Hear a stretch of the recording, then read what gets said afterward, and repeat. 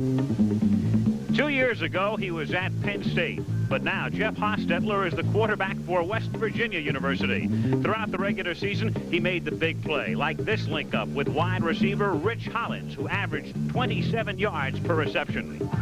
Another big reason for the Mountaineers' 9-2 season is Darryl Talley, a consensus All-America pick at linebacker. At 6'4", 225 pounds with great speed, he's already being compared with the Giants' Lawrence Taylor and spearheads the 11th best defensive unit in the country. Tonight, that defense will have its hands full in the Gator Bowl as West Virginia faces Florida State and tailback Greg Allen. Allen is just a sophomore who shares playing time with senior Ricky Williams. And one thing he knows is how to get into the end zone. He scored 1 touchdown through the air this year on this reception against East Carolina and scored 20 more on the ground to lead the nation with 126 points. As a team, Florida State is second in the country in scoring. The Mountaineers and the Seminoles tonight. ABC Sports presents live from Jacksonville, Florida, the 1982 Gator Bowl. The Mountaineers of West Virginia against the Seminoles of Florida State.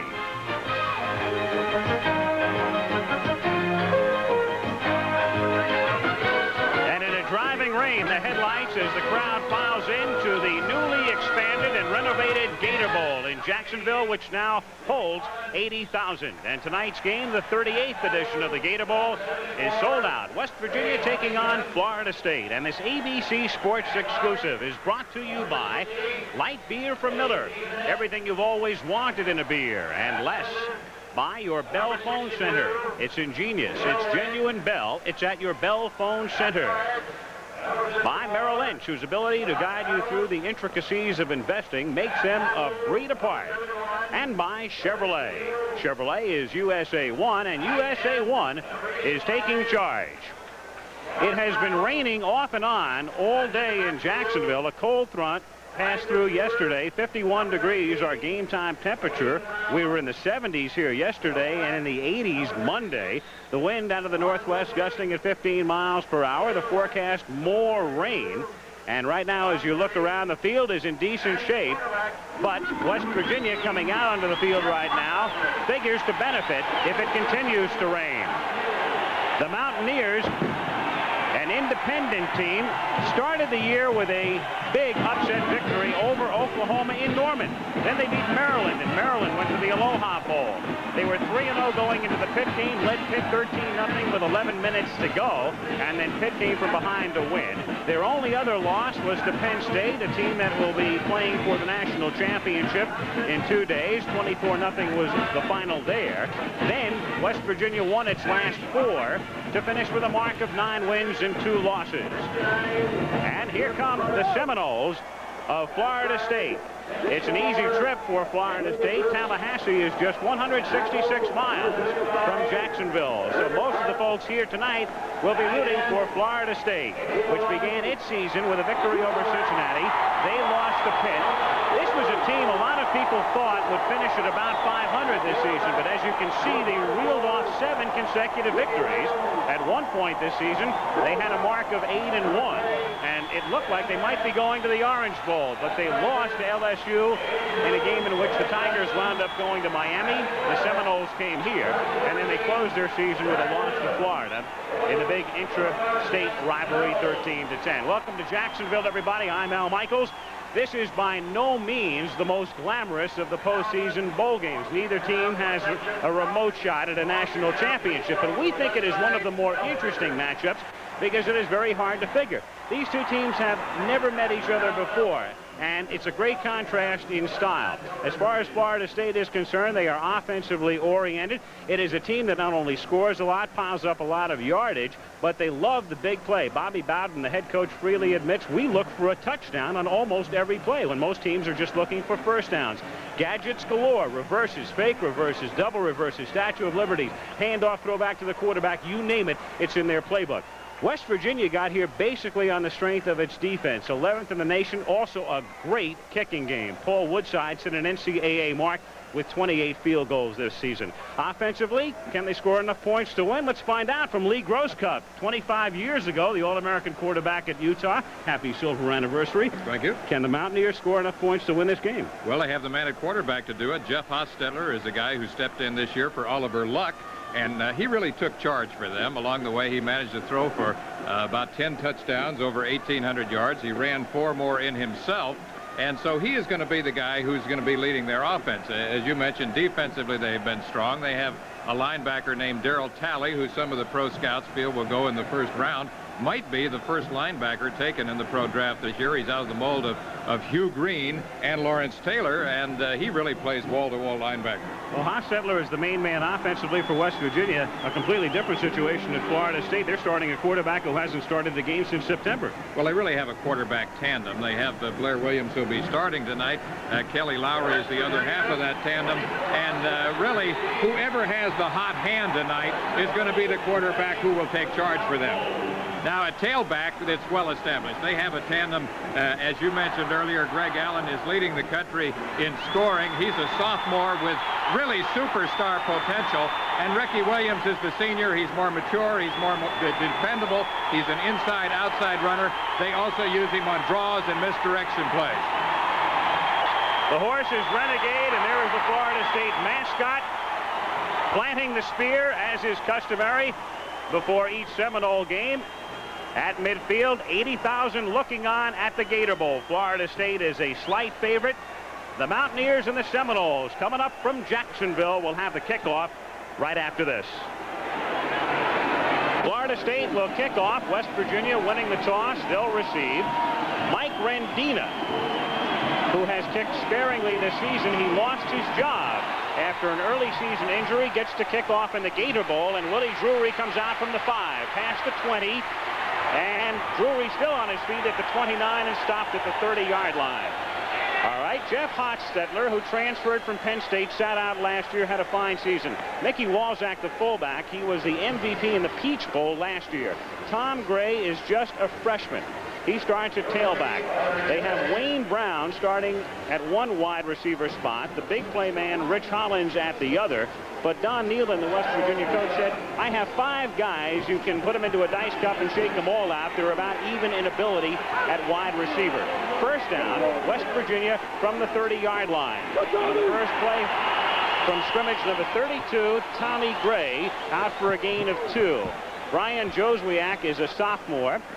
Scott Barrows is a sophomore, a young left side of the line. Then you've got senior Dave Johnson starting at center. Andre Gist had arthroscopic knee surgery in November. He's back. And Kurt Keel is perhaps their best offensive lineman, number 71. The tight end was Mark Rao. Last year, Rao, a sensational season. This year, not as many catches, but still he's gotten the job done. On second down and 7, Hostetler rolling and throwing, and he finds the tight end, Rao, who takes it to the 49-yard line. Rao caught 32 this season. Last year, he caught 64. Basically, they've been double-teaming him a lot this year, but he gets open here. Mark Rao, as you mentioned, now caught 61 during the regular season. Last year, he running a simple out pattern here. Hostetler, after a little play action in the backfield, throws it out to him. The coverage there by Pat Milligan, number 19, and he spins away. He shows the extra effort and the good athletic ability that he has. On first down from the 49-yard line, this is Gray, who takes it across the 50. Gray to the Florida State 48-yard line for a gain of 3. West Virginia with a very mediocre running game. Let's take a look at the defensive line with McLean. Carricker is the man to watch, 76. Ponder in the middle, Foytek and Jacks on the outside. Prince Matt and Ken Rowe are the linebackers. Clayton is probably the best of that foursome, number 24. Second down, 7. West Virginia at the Florida State 48-yard line. Walzak inside the 45 to the 44-yard line. It'll be third down and 3. West Virginia, a lot of problems offensively this season on the ground. None of their backs gained more than 350 yards all season. Now, when you put that into perspective, think about somebody like Herschel Walker, who's liable to pick up 350 yards in 2 weeks. None of the Mountaineer backs was able to eclipse that figure all year long. They're still trying to find a breakaway threat. They think Gray might be the guy. He's just a freshman.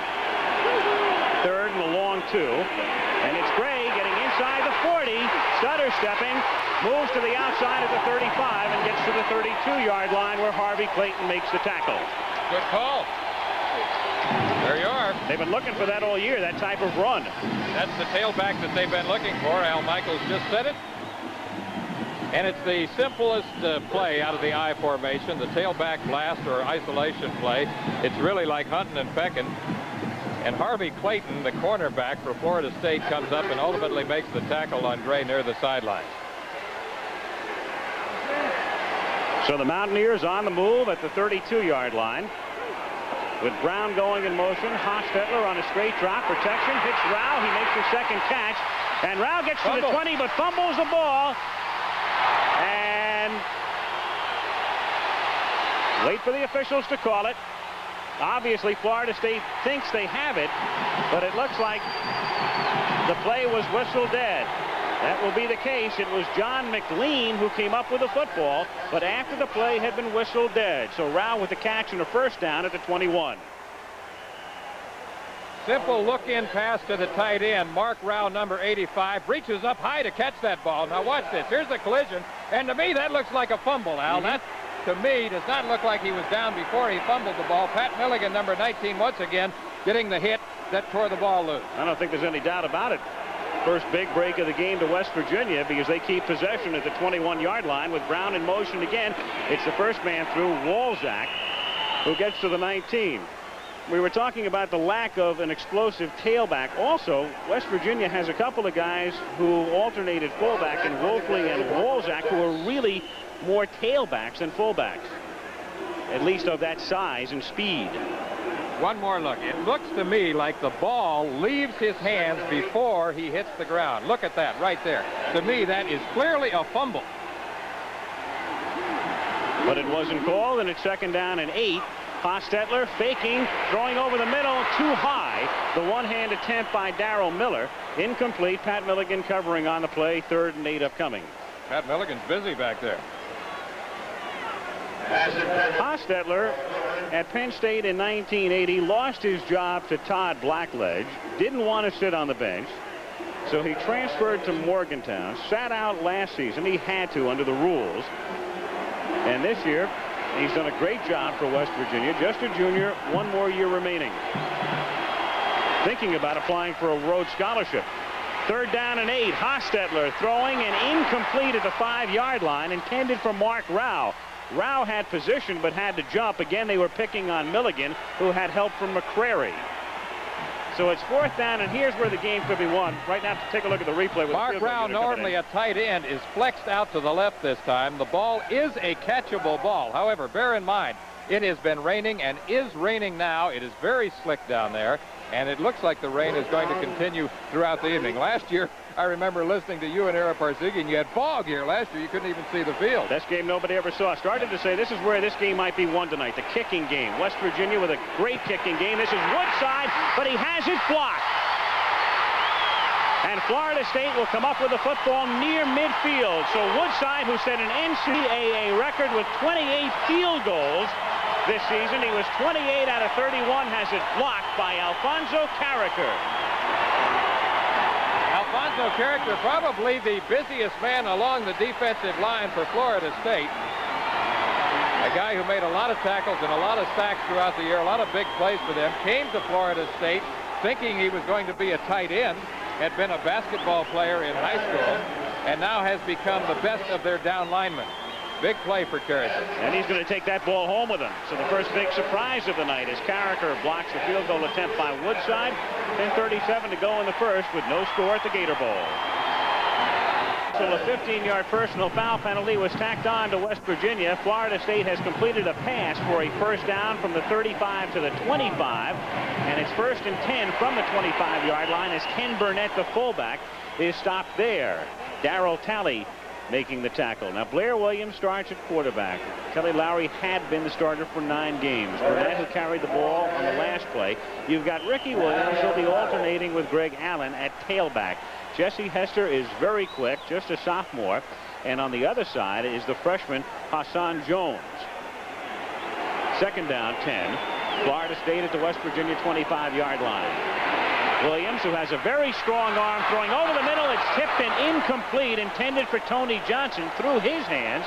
Hassan Jones was there backing up and nearly came up with a catch. Hassan nearly got a touchdown in back of him there. It's a gift. Had he been about 3 yards closer to the football, he would have caught it. The offensive line, Jim Thompson is a sophomore. This is a young line and not particularly big. Ricky Render, 6'4", 250. McCormick is 6'2" and 230 pounds. Jamie Dukes is big. He's 6'1" and 270. Out of the shotgun. Rolling to his left. And Williams out of bounds at the 21-yard line. Run out there by Reggie Armstead. That is the first shotgun play of the year for Florida State. They put it in specifically for the Gator Bowl. It is 4th down at the 23-yard line. So Rendina, who was hurt, lost his job to Phil Hall, comes in. He has attempted 2 field goals during the regular season, both long attempts. This one from the 30-yard line, so it's a 40-yard attempt, and it will be no good. Wide to the right and a little short, and so both teams attempt field goals, come up empty. And West Virginia will get it back. We played 5 minutes and 41 seconds in the Gator Bowl. No score. I once rolled a log off a 100-foot waterfall, came up standing. Is the head coach at Florida State. His record reflected there. And prior to going to Tallahassee, Bowden coached at West Virginia. His opposite number, Don Nealon, in his 3rd year with the Mountaineers. Before that, he'd been an assistant at Michigan and the head coach at Bowling Green. This is Gray starting this series. And he is buried at the 22-yard line. A loss of 1. Ken Rowe, the linebacker, number 38, making the stop. Interesting, Florida State lost its last 2 games, Lee, and so Bobby Bowden has done some juggling and shifting. He changed his quarterback, and he also took his leading tackler out, Tommy Young, and made him second team. Bobby said that Young had a tendency to be a fast starter and that he had faded at the end of last season and also this season. I think he just wants to fire him up. I think we're going to see Young playing tonight. Second down and 10. Hostetler, incomplete, a catchable pass. Darrell Miller had it go through his hands on the near side at the 27, so it's 3rd down and 10. Another ball that was catchable, but that shows it. The weather is definitely a factor tonight. It has been raining hard. I don't know. It seems to be following us around this year. A lot of multiple fronts. I'm telling you. Yesterday was very good for practice. It was a beautiful day here in Florida. Temperature in the 70s. Yep. Still raining. Not quite as hard as it was a few moments ago. On 3rd down and 10 from the 22. Rolling to the right is Hostetler. And his pass is incomplete out to the 34-yard line, intended for Gary Mullen. Forget that one, though. You got to figure illegal procedure right there at the very beginning. Flag down for 23. Man who looked like he was moving before the snap was Brad Foytik, number 98.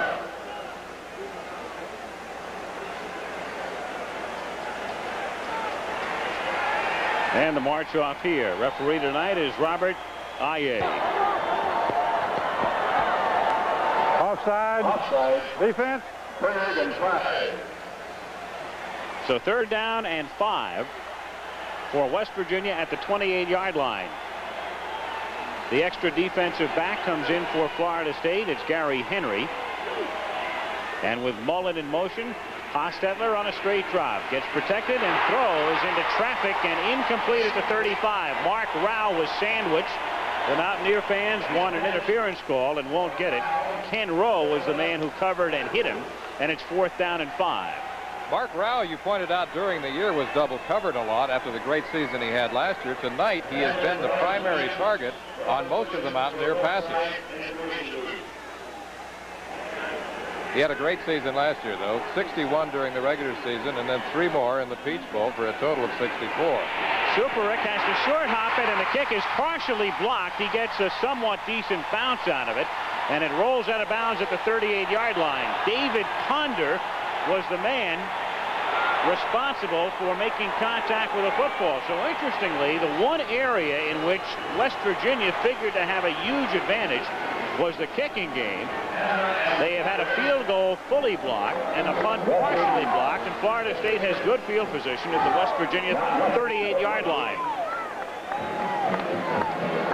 8:16 remaining in the first period. Another look at the block. David Ponder, number 85, the nose guard, coming in there and gets a great block. They sent 4 men in. 8:16 to go. First quarter at Jacksonville. 0-0. Florida's largest city, Jacksonville. 80,000 looking on at the Gator Bowl. No score first period. And Florida State from the West Virginia 38. It's Greg Allen making the catch and getting to the 22 for a first down. Allen and Williams, the tailback tandem, throughout the season have been alternating. On that play, they were both in the backfield at the same time. There it is. You see it perfectly right there. There's Williams on the left. Allen is on the right. They both run circle delays. There comes Allen down the field. As you pointed out in our pregame show, Al, he's a man who can hurt you a lot of different ways. A great all-purpose back. That time making a leaping catch coming out on the circle route. Allen goes out. Burnett comes in at fullback, and on first down, lofted toward the end zone, incomplete. Intended for Hassan Jones. It was Steve Newberry, the cornerback, a junior from Peterstown, West Virginia, covering on the play. It'll be 2nd and 10 at the 23. This is a pure timing pass to Hassan Jones, the wide receiver on the left. It's 1, 2, 3. Throw the ball up. It's a fade route. Steve Newberry, number 28, has perfect coverage right there, so it's really a toss-up in the end zone. No score. Hester split wide to the left on 2nd down. Trying to set up the screen. He has nothing to his left, does Williams, and then he throws the ball into the ground, and there is no flag as yet. Blair Williams just trying to dump it, and West Virginia all over the officials contending it should be grounding, but there's no flag. Well, they have reason to be on the officials for that one. To me, that was a purpose. He purposely throws this ball away. He doesn't even try to act this one out. Watch now we have a flag that was just thrown. Straight drop back action. It looks like he's setting up the double screen. Now he finds himself in a scramble situation. He's off to the right, and that, if I have ever seen it, Al, is intentional grounding. Well, I just mentioned there was a flag that was thrown fully 10 to 15 seconds after the play. Here's the call. Ineligible, downfield, offense. Interesting. It had nothing to do with grounding, but they're penalized anyway. Well, that's an interesting, it's an obvious call, because usually in double screen situations where you wind up scrambling, you do have ineligible men downfield. Now, had the ball been thrown to a man behind the neutral zone, it would have been a legal play. Ineligible receiver downfield. 3rd down, loss of down. And loss of down. It is 3rd down and 15. West Virginia with Campbell, O'Black, and Harris up front. Talley will be all over the place. He's the man to watch. 90. Folks is also a good one. And Agee will hit you, number 44 in the secondary. 3rd down, 15 from the 28-yard line, as Williams has Allen open, and he drops the ball. Greg Allen down the sideline had gotten open. Agee came over to cover on the play, and he couldn't hold on. So it's been a quarter of missed opportunities, very much for both squads. Allen again, they've got that split back set up. Allen, instead of circling this time, runs a deep swing route coming out of the backfield, and momentarily he looks like he has a touchdown. Well, as the saying goes, he hit him in a bad place. Williams now 2 of 6 in the passing department for 24 yards. Here comes the field goal. And the snap goes through the hands of the holder, Lowry. Lowry will throw, and that's incomplete. So the field is really taking its toll. Both teams' kicking games have been in tatters. This time the snap was high. Lowry couldn't get it down. It would have been a 45-yard field goal attempt. And instead, West Virginia gets it. He tried to throw the ball to fullback Manny Caballo. That's a gadget play that was unrehearsed. They still would have had to pick up a lot of ground to get the first. Here it is again. Look at the snap. It's there, like you say, the field really showing it. The snap was a little high. Lowry misses it. Now watch this. You talk about improvisation. Manny Caballo, that's a catchable ball too. One advantage to having the holder play quarterback. In addition, Lowry can always throw for you if he gets in trouble. Used to throwing it from the 28-yard line on first down. It's Hostetler after faking twice, throwing, and it's intercepted at the 47-yard line by Brian McCrary. He's inside the 40 and dropped at the 33-yard line. Brian McCrary, a sophomore from Germantown, Tennessee, had 2 interceptions this season against South Carolina, had 4 in the regular season. Play action fake right here. He fakes the misdirection play, rolls to his left. He's looking for Rao on a crossing pattern. Now McCrary, number 43, steps right in there, 5'11", 170. He's right where he should be. Makes a good little juke step there, goes to the outside, back to the inside. Finally knocked down right there by Wayne Brown, number 19. First down for the Seminoles from the 33-yard line. On the delay, a play they love to use, it's Ricky Williams getting to the 29-yard line. Gains 4, second down and 6. There's McCrary, the man who made the interception, setting his teammates up in good shape, but neither team able to capitalize thus far with under 7 minutes to play in the first period and no score. Florida State thus far having better field position. Usually you figure that West Virginia is the field position team. That's what they like to play. They stress defense and the kicking game, as you said at the top. Second down and 6 from the 29-yard line. Out to the left side, and it's complete to Dennis McKinnon. McKinnon gets inside the 20, and that's a Seminole first down at the 19-yard line. Dennis McKinnon, one of 5 wide receivers that they run in and out. They're really pretty much interchangeable. They bring the plays in from Coach Bobby Bowden along the sideline. There you see his numbers. Bowden, an old quarterback himself, playing at Sanford College. Ben Howard, I guess. In Birmingham. Back in the 50s. And he eventually became the head coach there. Yep. First down from the 18-yard line. Williams. No gain or a minimal gain at best. It'll be second down, 10. Reggie Armstead came up to make the stop. Don Nealon and Bobby Bowden were pretty much in agreement that if it rained tonight, it would help West Virginia more than Florida State. What do you think, Lee? I don't know that they were really in agreement on that. Bobby Bowden was the one that said it. He said the only weather that would help Florida State would be heat. They don't have that tonight. Second down and 10. And the pass is juggled and then caught by Orson Mobley, the tight end, at the 13-yard line. He was hit by the linebacker, Dave Preston, and he gains about 5. It's a good example of hand-eye coordination here because, first of all, there's a fake screen out to the right. Mobley misses the ball momentarily, but then, even though being hit, is able to come back and get the ball right there. Now, this guy is big. He's 6'6", 250 pounds. He's a baseball player. How do you find a uniform big enough to fit that guy? Third down and 5 out of the shotgun. Williams scanning his receivers and throws for a first down to the 3-yard line. Florida State, as Lee mentioned, working out of the shotgun for the first time this year. Hassan Jones on the receiving end, first and goal. Hassan Jones running a simple curl-in route right here behind the linebacker. This is a real bullet pass, and you talk about hitting on the top part of the numbers. That was right there. Dennis Folks, the inside linebacker, number 50, who along with Talley have formed a tremendous tandem of linebackers throughout the year for the Mountaineers.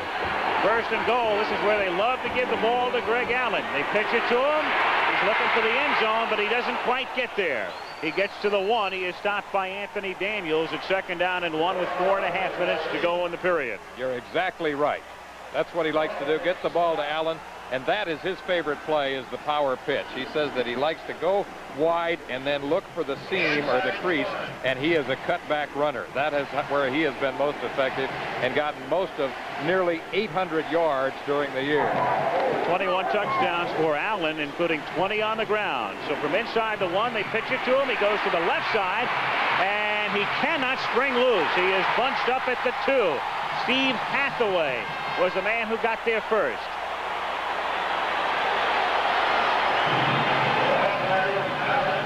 by the way, the counterpart of Darrell Talley. He doesn't get the pub like Talley, but this guy has been busy. Watch this, how he hangs on right there. Even though Greg Allen is battling, he holds on. Tim Agee comes up and puts on the finishing touches. Agee, as you mentioned, is a guy who will hit you. He's one of the most aggressive players on their team. One of the Mountaineers is shaken up, so Williams comes over to the sideline. The man who's injured is Todd Campbell. No score, first period. Assistants, Todd Campbell, defensive lineman, senior out of New Kensington, Pennsylvania. That would be a very big loss if he's unable to come back tonight. Rich Walters comes in to replace him, as Florida State comes up with a 3rd down and goal from the 3-yard line. First quarter, no score. Johnson is in motion. Williams to throw off the play fake, and it is batted away on a pass intended for Moad. Batted away in the corner of the end zone. I believe it was Newberry who went into the fence, number 28. The fence very, very close to the back of the end zone. Newberry made a tremendous play to save the touchdown, and he gets up and he's all right. He just saved 6. Steve Newberry really puts his body on the line here. Play action fake. Moe at the tight end on a crossing pattern, appears open there momentarily. Great effort. Philip Hall is back in to do the kicking after Rendina had attempted 2, and Hall kicks it through. So they settle for 3, getting the field goal. It was spotted at the 10. A 20-yard attempt is good. And with 3 minutes and 30 seconds remaining in the first period, Florida State is on top by a score of 3-0. So the kicking game has indeed made a difference to this point, but it's been just the opposite of what you might expect. Everything is pretty much opposite of what was forecast. Florida State, the team who's being the field position team, and they're now ahead with the kicking game. 3-0 on the field goal by Hall. Well, we don't have to tell you, in 48 hours, New Year's night, the Sugar Bowl, Georgia ranked number 1. Penn State ranked number 2. 8 o'clock Eastern, 7 Central, 5 o'clock on the coast. National championship at stake. Herschel Walker and company. Joe Paterno looking for his first national championship. New Year's night on ABC, the Sugar Bowl. Let the big dog eat. Here's Rendina to kick off after Hall had kicked the field goal. Gary Mullen takes it from the 1 to the 10, 15, 20. Mullen with some room down the side and gets out to close to the 35-yard line. Brian McCrary making the stop. Mountaineers will take over at the 33-yard line. Seems like half the state of West Virginia is down here. They brought about 16,000 folks with them. They've been making some noise in our hotel, I'll tell you that. All over town. Enjoying themselves. It's the first time in the 90-year history of Mountaineer football that the team has gone to back-to-back bowl games. Last year, they went to the Peach Bowl and upset Florida. Wolfley and Beck are the running backs in this set, and Wolfley gets the call. He takes it to the 37. Ron Wolfley is a sophomore from Orchard Park, New York. His brother Craig is an offensive tackle for the Pittsburgh Steelers. Craig played at Syracuse. We attended the Gator Bowl banquet last night, and as you mentioned, these teams have never played before. But based on what we saw last night, I have the feeling that this might be the beginning of a very intense rivalry between the two schools. Well, word has it they're trying to wind up on each other's schedules in the near future. Yep. Nothing official yet. 2nd down and 5 from the 38-yard line, and it's Wolfley. Moving forward out to the 46, John McLean making the stop. 2:40 to go in the first quarter. Wolfley, a sophomore, 215. You mentioned this. Their backfield, by comparison with, say, a Florida State or some of the really publicized backs in the country, pretty much nondescript. But they have about 5 backs who are pretty much interchangeable and good nuts and bolts runners. Don Nealon, 3rd year at Morgantown. His team with a first down at the 46-yard line, and again through the middle it is Wolfley. Turning for 4. This is an important part, obviously, of West Virginia's attack tonight, especially on this type of field. They've got to be able to churn up some yardage. pick up some ground on the ground. They want to establish the run. As I mentioned, Don Nehlen's priorities basically are the kicking game. That sets the tempo. Defense, the running game, and the passing game less with an accent on high percentage passes. Second down, 6 from the 50. The tailback, Curlin Beck, gets a yard, maybe 2. Beck was the only back for the Mountaineers this season to rush for over 100 yards in one game. He went for 102 against East Carolina. It's 3rd down and 5 from just inside the 49-yard line.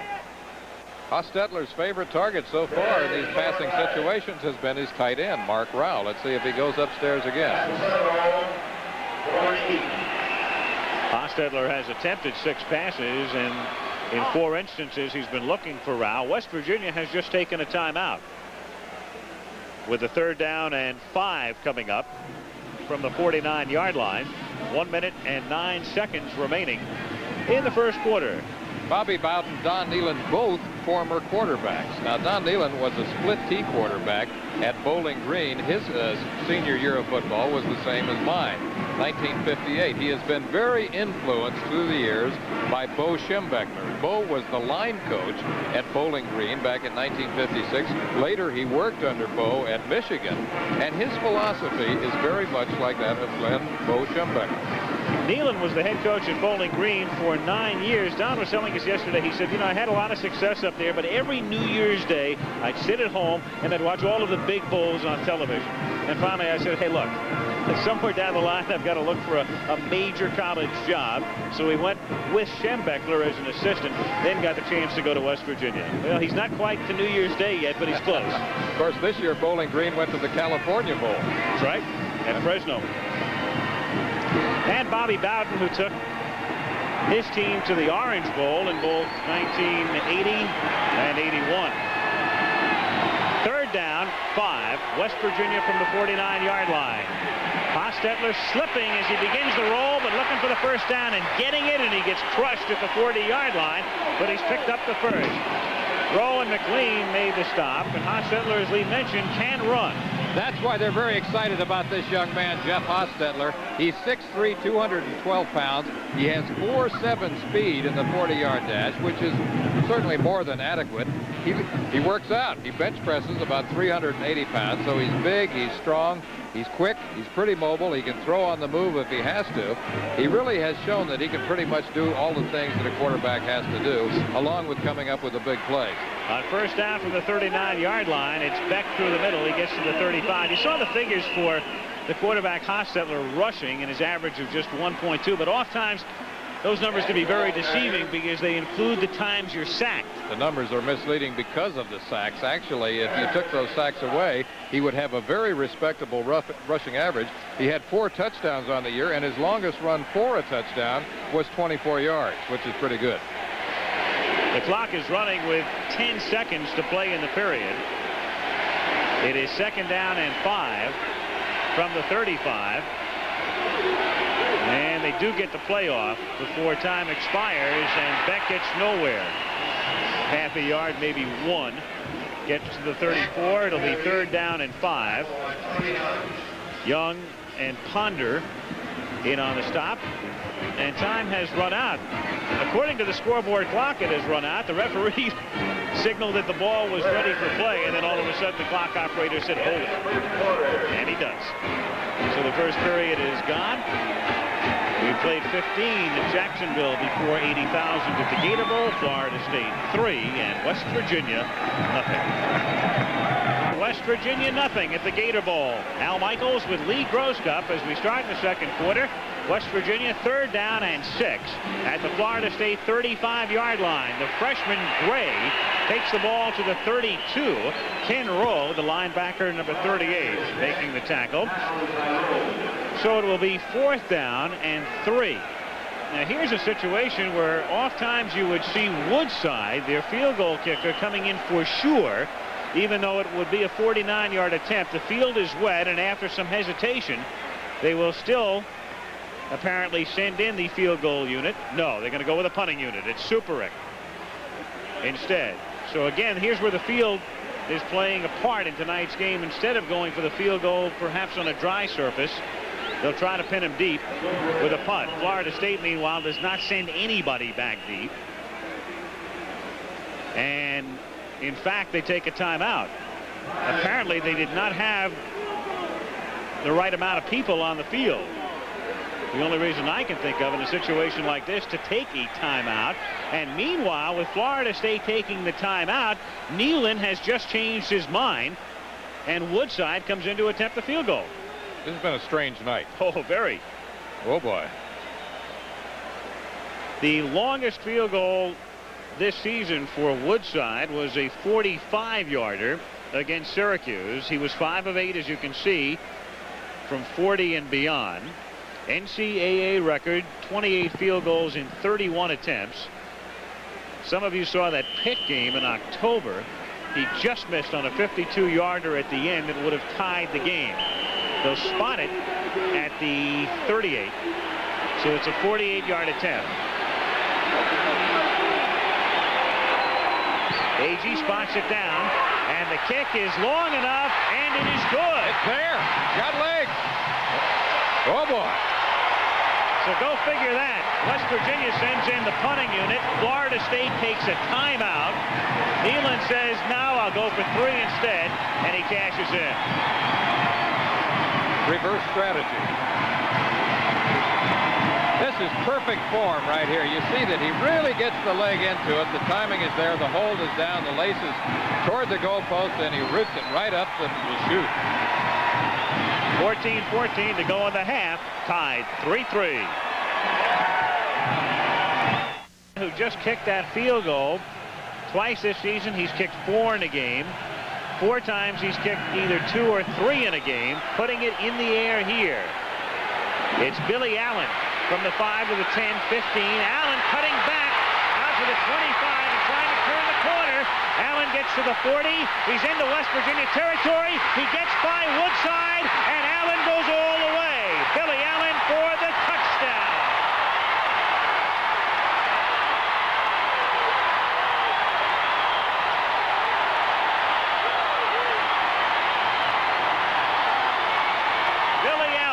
Who is the oldest player on the team. He was in the Air Force, then went to school.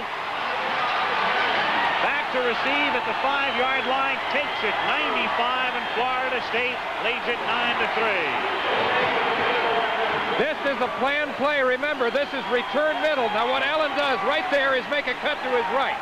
Now watch this. He cuts back to the outside. He's a big guy, 6 foot, 202 pounds from Cleveland, Ohio, just a sophomore. As Al told you in the Air Force, 95 yards on that return.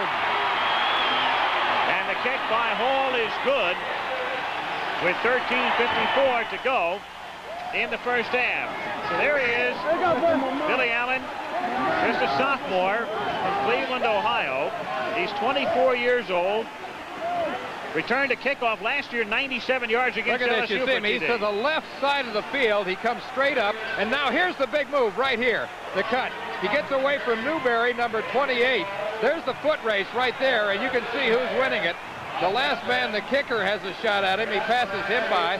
He passes by number 59, Scott Dixon, and then it's a foot race into the end zone for that 95-yard return. Is that a Gator Bowl record? We better get into the book. 10-3, Florida State on top. Early in the second quarter, it is indeed a Gator Bowl record. Longest run back.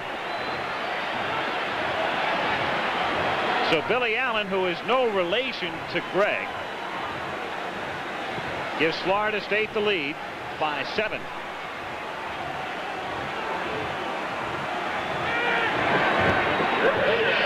Allen played service ball in Europe. He was in the Air Force, and it was there. Bobby Bowden was speaking at a clinic in 1980 when Allen caught his eye. The kick in the direction of Drury goes out of bounds, so they'll do it again. Will Rendina from the 35-yard line. So it's been Rendina and Hall alternating as the place kickers. Rendina was highly recruited. Kicked last year for Florida State, but he was hurt, had a hip injury. They had to go to a walk-on Hall. Hall didn't relinquish his job until tonight when Rendina came in for a couple of kicks, and then they finally went back with Hall. Now they're going to let Rendina kick off. The previous record for longest kickoff return was held by Billy Hare of Clemson against Miami. That goes back to January 1st, 1952. That was 70 yards. Long time for that type of a mark to stand. 30 years. So from the 35-yard line, Rendina kicking down to Drury at the 9, out to the 20, and tripped up at the 27-yard line. Tim Mack making the stop.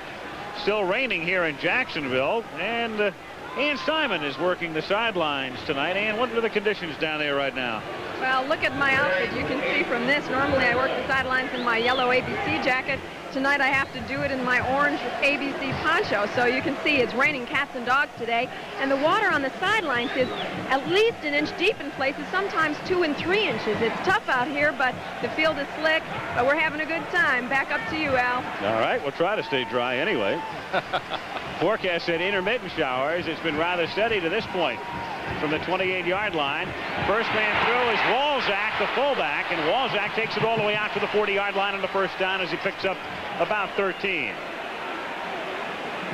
Walzak had good daylight there, but there again, the lack of a breakaway threat is one of the things that the Mountaineers have missed. You touched on it earlier. They have a lot of running backs who are good, tough, durable runners, but no real breakaway threat, no game breaker. West Virginia 1st and 10 from the 41-yard line. Florida State leading 10-3 early in the second quarter.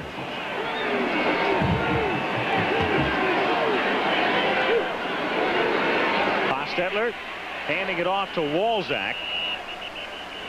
Gets a couple. It'll be second down, 8.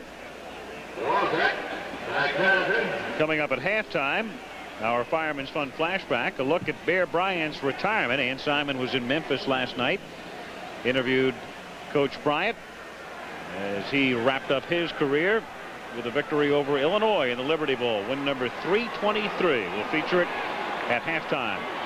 Bobby Bowden well behind the Bear, but a pretty good mark on his own. He's won 131 in his career. Watching his team on defense, second down and 7. From the 44, they pitch it to Gray. The freshman looks for some room inside and finds nothing at all.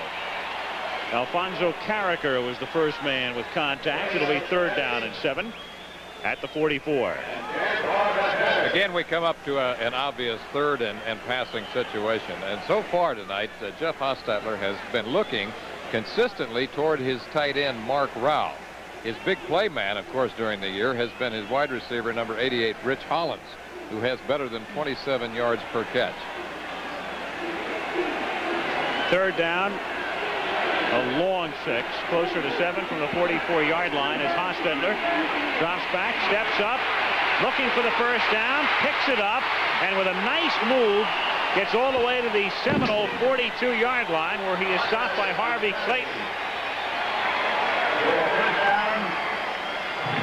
This is what Hostetler does so well. Now watch this. He shows a little escape dimension right here. And now he sees that he can pick up the first down yardage with a good cut. He cuts back across the grain. That is what we call north and south running. There was nothing east and west about that move. He simply saw that he had a certain number of yards to get for the first down. He went for it, protected himself.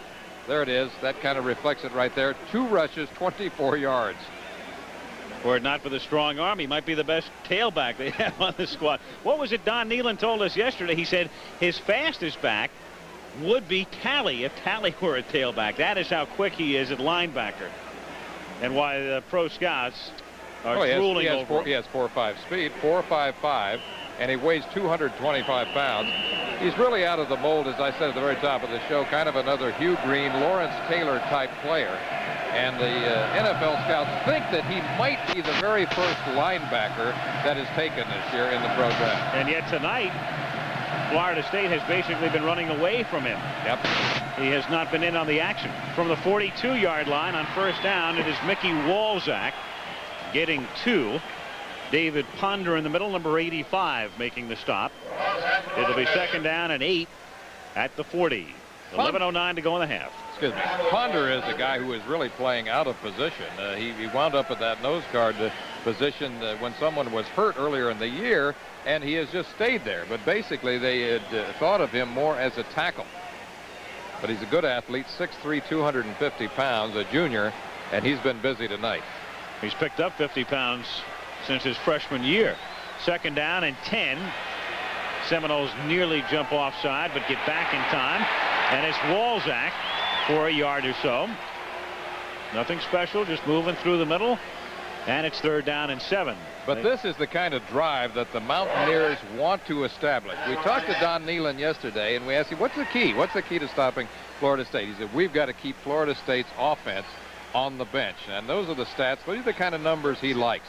He would like to control the football on the ground, and when he does pass, he would like to come out of play action and throw the high percentage passes first.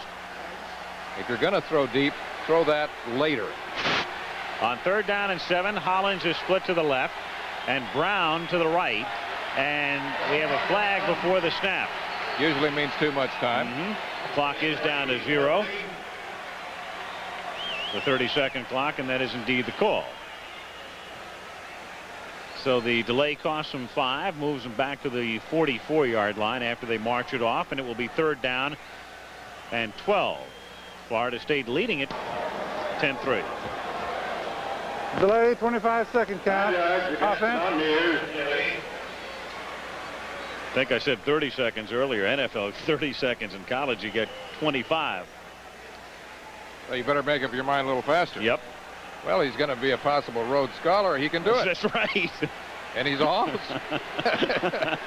3rd down and 12 from the 44-yard line.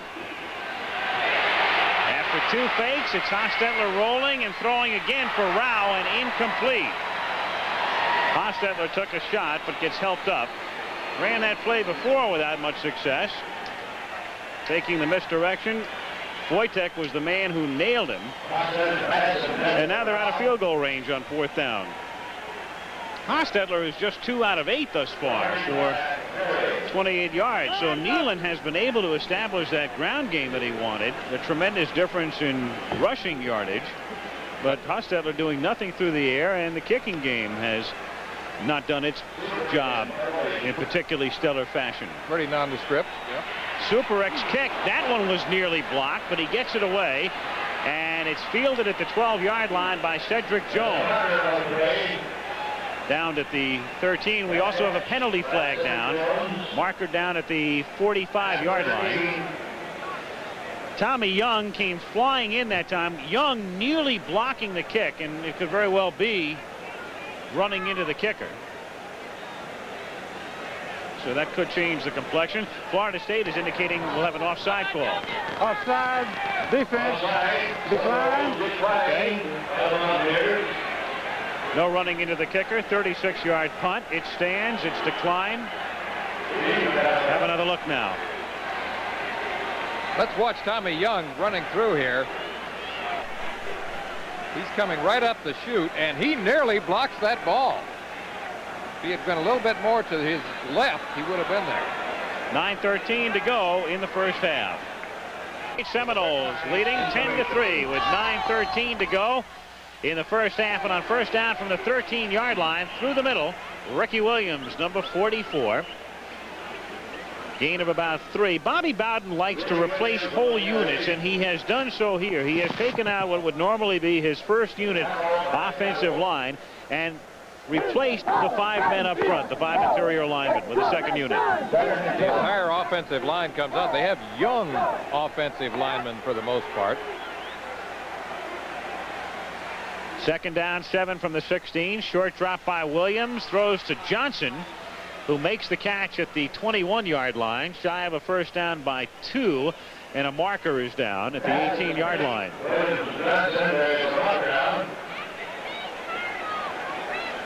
Got a holding call against Florida State. So the options are being discussed. The pass gained about 4 yards. So West Virginia's option is, do you want Florida State to have it 3rd down and 3, or 2nd down, and it would depend where it is marched off from. It would be 2nd down and about 14. They're going to take the penalty. Yeah, I like that 2nd and 14 sound a little better. Yep, a whole lot better. Move it back to the 9, and that's what it'll be. It'll be about 2nd down and 14 from the 9-yard line.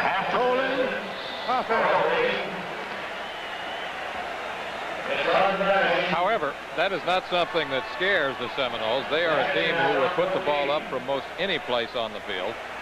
They believe very strongly in their passing game, and they don't look at it as something that is dangerous. They feel that they can control the football with high percentage passes, or they'll stretch it vertically and go for the whole load. 2nd down, 14 from the 9. Dropping back into his end zone is Williams, and throws out to the 15-yard line to Mobley, and Mobley is run out of bounds at about the 21. Dennis Folks covering on the play. They did not pick up the 1st down, but he's only about 2 yards shy. Orson Mobley and Zeke Moat, the 2 tight ends, run plays in and out along with the wide receivers. They really have about 7 guys that they will scatter the ball around to among the immediate receivers, and then they also throw to their backs. 3rd down and a short 2. They come up in the power I and run a play out of this formation for the first time in the game, and they will throw, and it's incomplete at the 26-yard line, intended for Cedric Jones. So they came up in a formation in which you normally run and run to the strong side, and instead they roll to the weak side, and Jones can't hold on. That's a very catchable ball, but frankly, Williams should have thrown that ball with a little bit more touch. He had his man out in the flat, clearly ahead of the linebacker or cornerback, and all he had to do was lob it out there, really. He drilled it when he should have touched it. Brian Harlow is a freshman from Brandon, Florida. His first punt of the night. It is a wobbly kick that will bounce near midfield. It takes a good Florida State bounce and then just dies on the wet grass at the 39-yard line. So near midfield, it will be the Mountaineers with the ball. A 40-yard kick, not very artistic, but a decent kick distance-wise. 7:56 to go, 2nd period. Seminoles lead 10-3. 39-yard kick. On network television. How about that? Oh, my God. Little nourishment on the sideline. Well, nutrition is important, yeah. They've had a little bit more to cheer about tonight than their counterparts, as Florida State leads at 10-3 about halfway through the 2nd quarter. West Virginia starts this drive from the 39-yard line. 1st and 10. A fumble by Wolfley, and it looks like Hostetler was able to recover. He did. So he didn't leave the scene, and it was fortunate for West Virginia.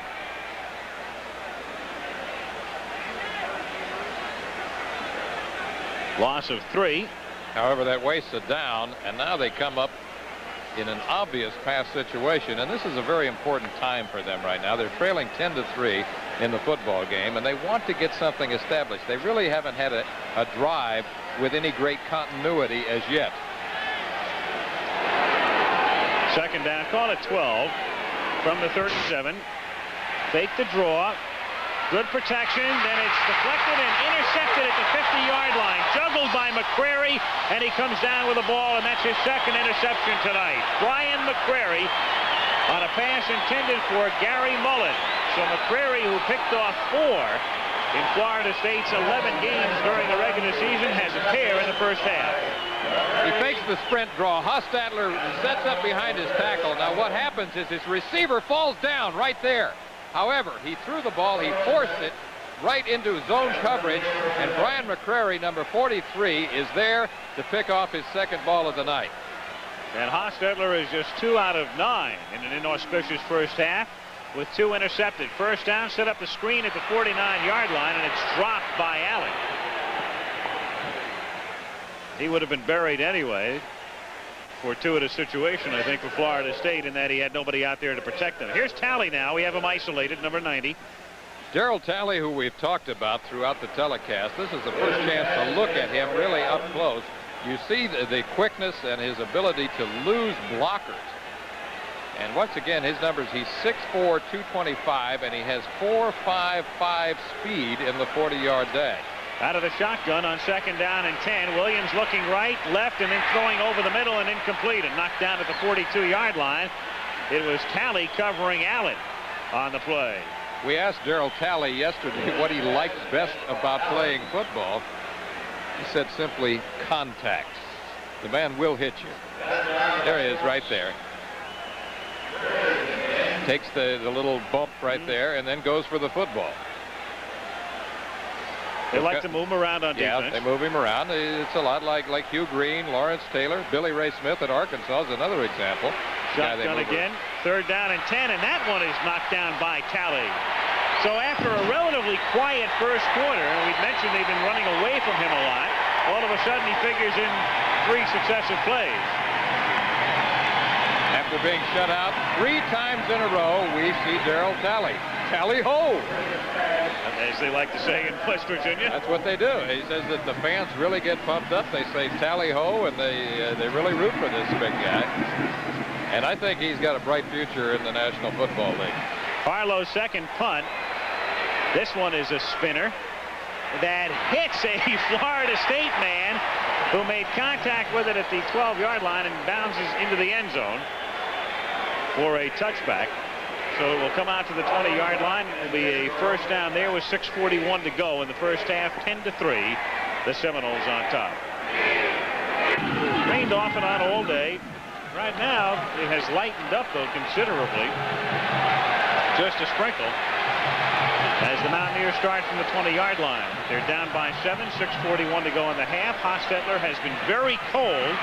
He throws complete to Gray, but for a loss of 2. Now Hostetler completed his first 2 passes. Then he missed with his next 7. He threw 5 incompletions and 2 interceptions. And here he finally gets a completion, but for a loss of 2 yards. Used to call that one a confidence builder. Yeah. I used the old shovel pass, you know, at the University of Utah, and every time my average would start to go down and I wanted a completion, I'd throw that little shovel pass. It does pump you up to know that you can still complete one. 2nd down, 12 from the 18-yard line.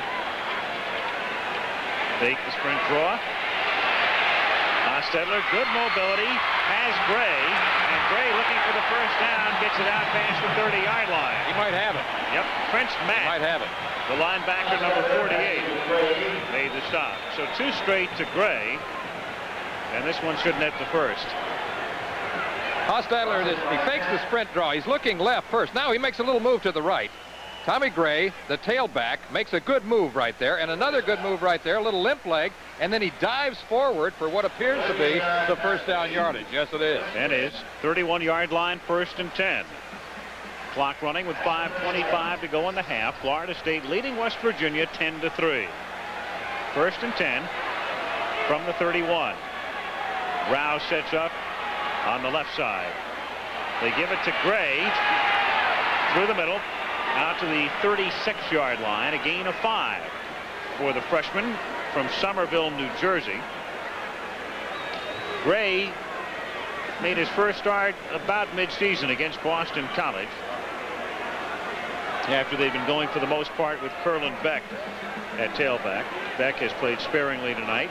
As you can see right there, West Virginia with double the Florida State total in terms of yardage, but down by a touchdown.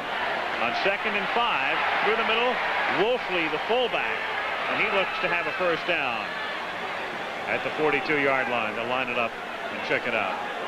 Turnovers have hurt the Mountaineers, along with big defensive plays by Florida State. Pretty much the reversal of what we thought would happen. It is a first down. The chain gang is coming out, and the official now signaling, no, I can see it myself. So he sends the guys back. And it's 1st and 10 from the 42-yard line. Important drive once again right now for the Mountaineers, because they would like to put something on the board before halftime as the clock ticks down. With Wayne Brown in motion, Hostetler goes to the tight end, Rao, who gets into Florida State territory. He is knocked down at the 48-yard line, and he is close to a first down. It's about a 10-yard gain. Milligan 19 and Matt 48 making the tackle. They spotted at the 49. He is shy by 1, 2nd and 1. Mark Rao, his numbers for this season, but he is the career reception leader for them with 119 career catches coming into tonight's game. Good for a tight end. On 2nd and 1, it is Gray trying to get that yard. Stopped near the 48-yard line by Foytik and Rowe. And the clock still running down to 3:18 to go in the period. The timeout is taken here by West Virginia. It'll be 3rd down and 1 upcoming at the 49-yard line. So the Mountaineers, for the most part, have done pretty much what Neyland wanted. He wanted to establish the running game. They played very well on defense. Let's face it, the difference in the game right now is the run back by Allen. So it was a special teams breakdown, and yet his team trails by 7 points. Special teams and the turnover factor really have made the difference thus far, but in terms of the running game, they have dominated. Sugar Bowl coming up. Georgia ranked number 1 in just about every poll, and Penn State ranked number 2 in just about every poll. Todd Blackledge, Kurt Warner and company against Herschel Walker. Vince Dooley, no stranger to a national championship, against Joe Paterno, who has never won a national championship. In the Sugar Bowl, beginning at 8 Eastern time, Saturday night. All the elements. The pot is boiling. What do you like in that game? That might be the definitive tailback matchup right now in the history of NCAA football. I don't know that I can ever think of a better one. What do you like in that game? Penn State. Here it's 3rd down and 1 for the Mountaineers at the 48-yard line. And they give it to Wolfley, who picks up the first down as he gets to the 44-yard line. Neyland now sending in the play with Rich Hollins, the wide receiver, number 88. Miller goes out. Ball is at the 44-yard line. 1st and 10, Mountaineers. Hollins split left. Brown spread to the right. Under 3 minutes to go in the half. Hostetler dropping deep. They try to set up the screen, and it is incomplete. The screen to Gray. Gray is shaken up. He was blasted by John McLean, number 86, a junior from Sebring, Florida. This is what you call reading the play. Reading the screen is exactly right. Now, Hostetler does a good job of setting this up. He looks to his right. McLean is right there to stick Gray. That's how do you do right there. And Gray is down. The freshman, Tom Gray, taking a lick. Curlin Beck comes in to spell him. Not serious, obviously, as Gray, just shaken up for the moment, trots off. But Beck will spell him on the next play with 2:47 to go in the half. West Virginia has just 1 timeout remaining. 2nd down 10. Hostetler is really going to have to throw on most every play now. He might mix in a draw or a screen. Brown is in motion. Hostetler again looking for Rao, and he's covered. It's incomplete.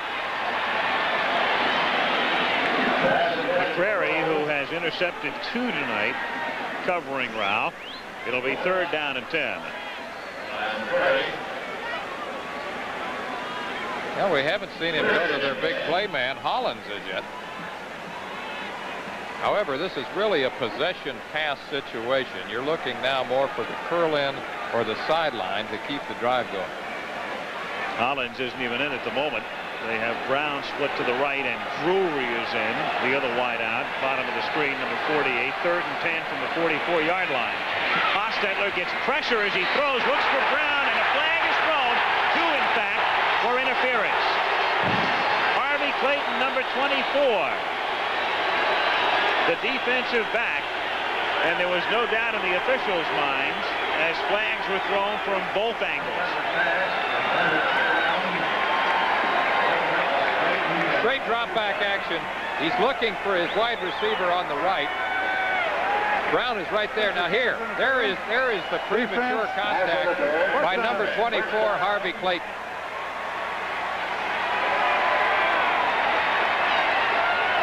No argument about that one. There have been so many questionable interference calls in NCAA football in 1982.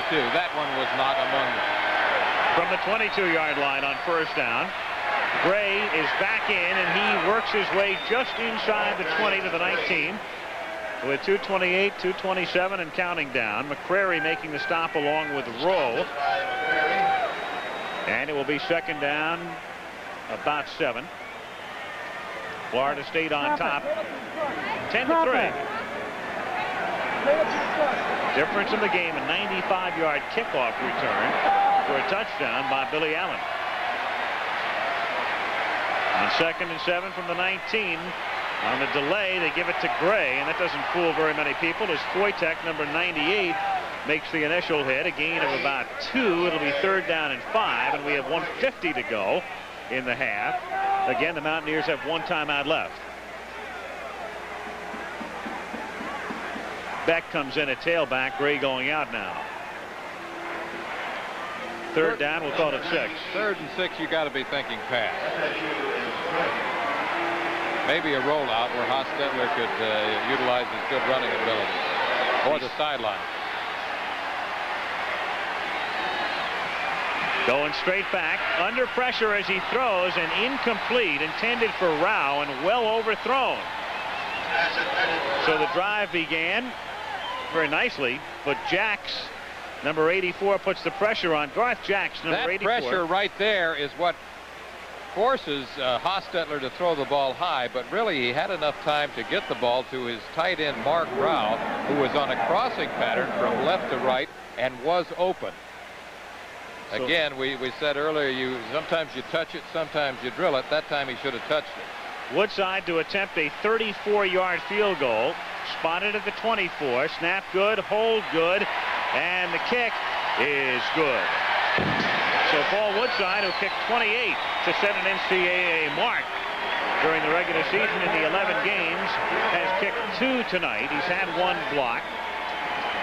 He kicked 2 or more field goals in 10 of the 11 games that West Virginia played. The only game in which he did not kick a field goal was obviously the loss to Penn State, a game in which the Mountaineers were beaten by a score of 24-0.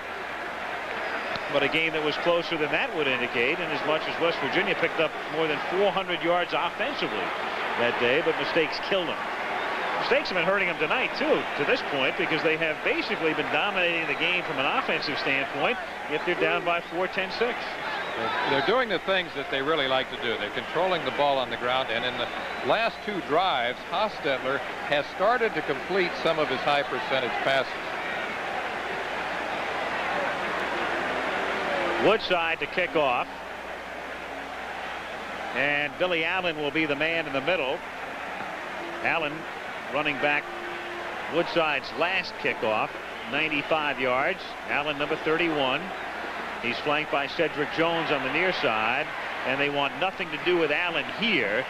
Covering up the ball at the 26-yard line is Jeff Bowden. That's Bobby's son, number 88, who plays on the special teams for Florida State. Bobby's got a few kids, doesn't he? He's got, I believe, 6 children. 6, yeah. And Mountaineer influence there too. Bobby, the head coach at West Virginia between 70 and 75. I believe 3 or 4 of his children graduated or are going to school at West Virginia. 1st and 10, Florida State. And a double reverse as Hassan Jones will throw off the double reverse, and it is incomplete. Tony Johnson, the intended receiver. So some trickery and deceit, but it got him nowhere. You said it at the very top. This is a team, they call it a smorgasbord offense because they'll show you a little bit of everything. Gadget play, pitch out, reverse, now the reverse pass. Hassan Jones, number 3, looking for Johnson. Tony Johnson, number 82, who's probably been the most dependable receiver for the Noles this season. It'll be second down. 10 from the 26-yard line. Florida State has 2 timeouts remaining. Dave O'Black was shaken up on that last play.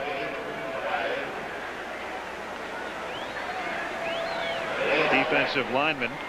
He's a good one, too. He's the nose guard who played so effectively in the ball game you and I looked at on videotape earlier in the year against Pittsburgh. He was very good. Ernie Anderson comes in to replace him on 2nd down and 10 from the 27-yard line.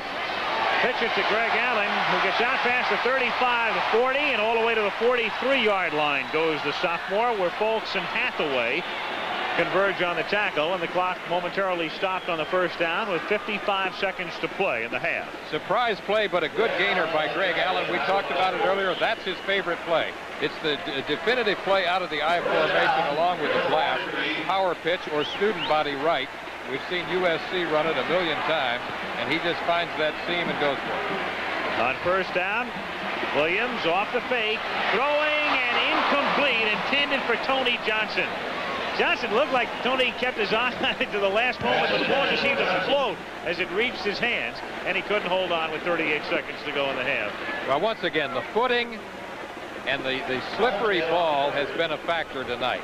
Now watch it as he goes up here. His footing does not seem particularly secure. And there, as the ball makes contact with his hands, he is not able to hold on. Tim Agee, of course, is an intimidating factor there in the secondary for the Mountaineers. He has been all year. Just a tiny bit of mistiming, too. It looked like he jumped just a split second too soon. Allen inside the 30. The 25 gets to the 20, or gets to the 42-yard line.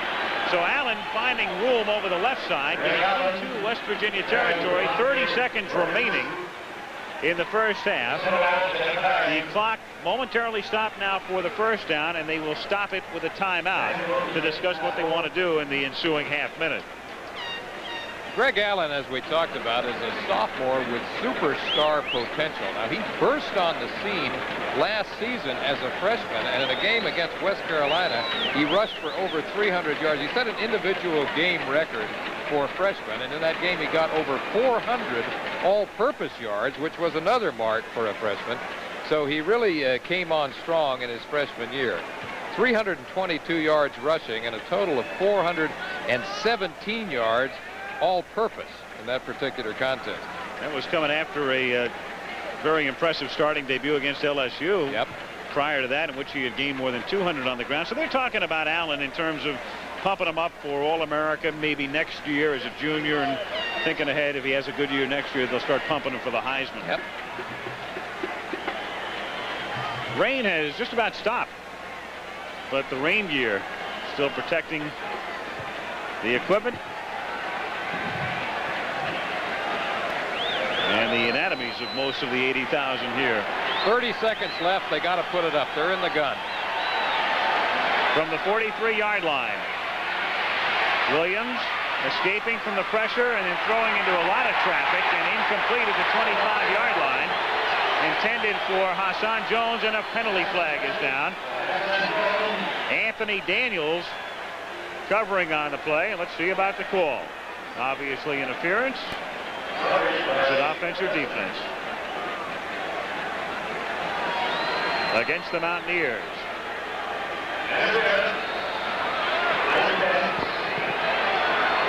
That'll move it to the 28. Pass interference, defense, 1st down.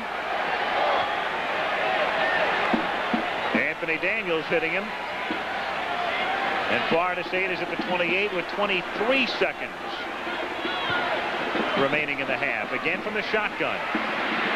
Williams looking for McKinnon, who leaps and makes the catch for a touchdown. What a play.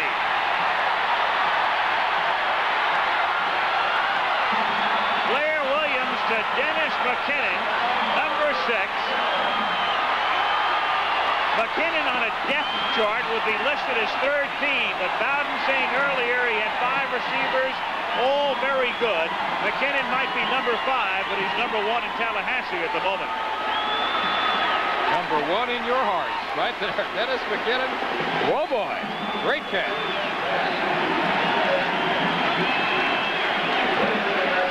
Florida State moving down the field in a hurry as Phil Hall comes in for the extra point. And that's good. 27-yard touchdown pass and the conversion by Hall.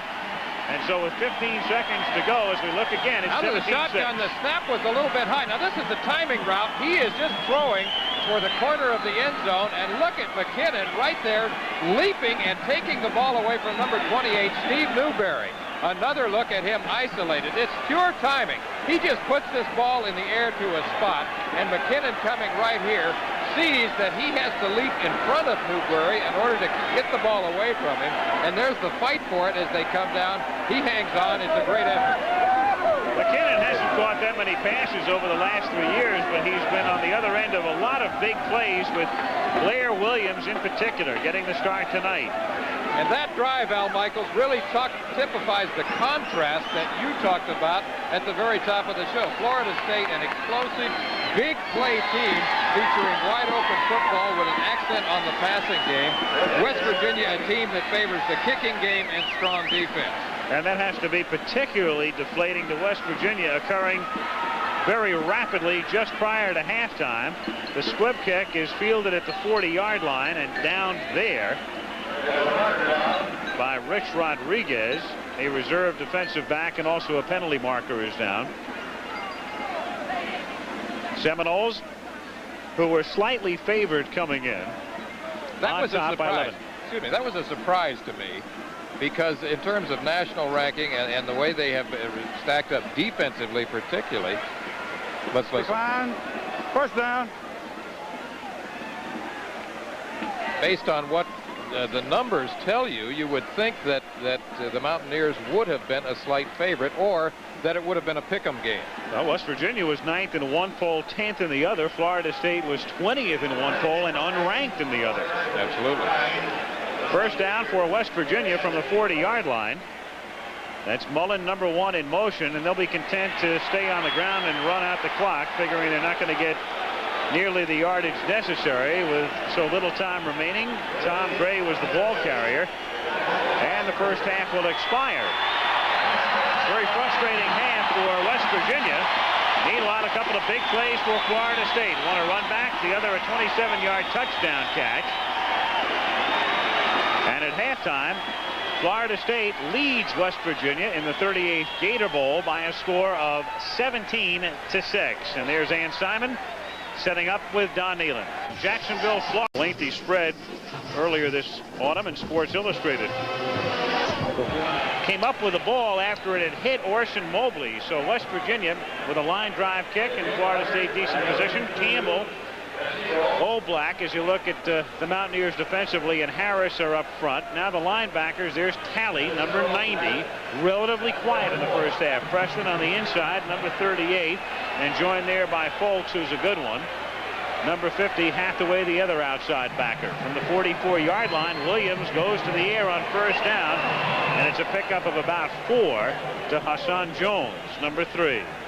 The secondary is comprised of Reggie Armstead and Steve Newberry at the corners.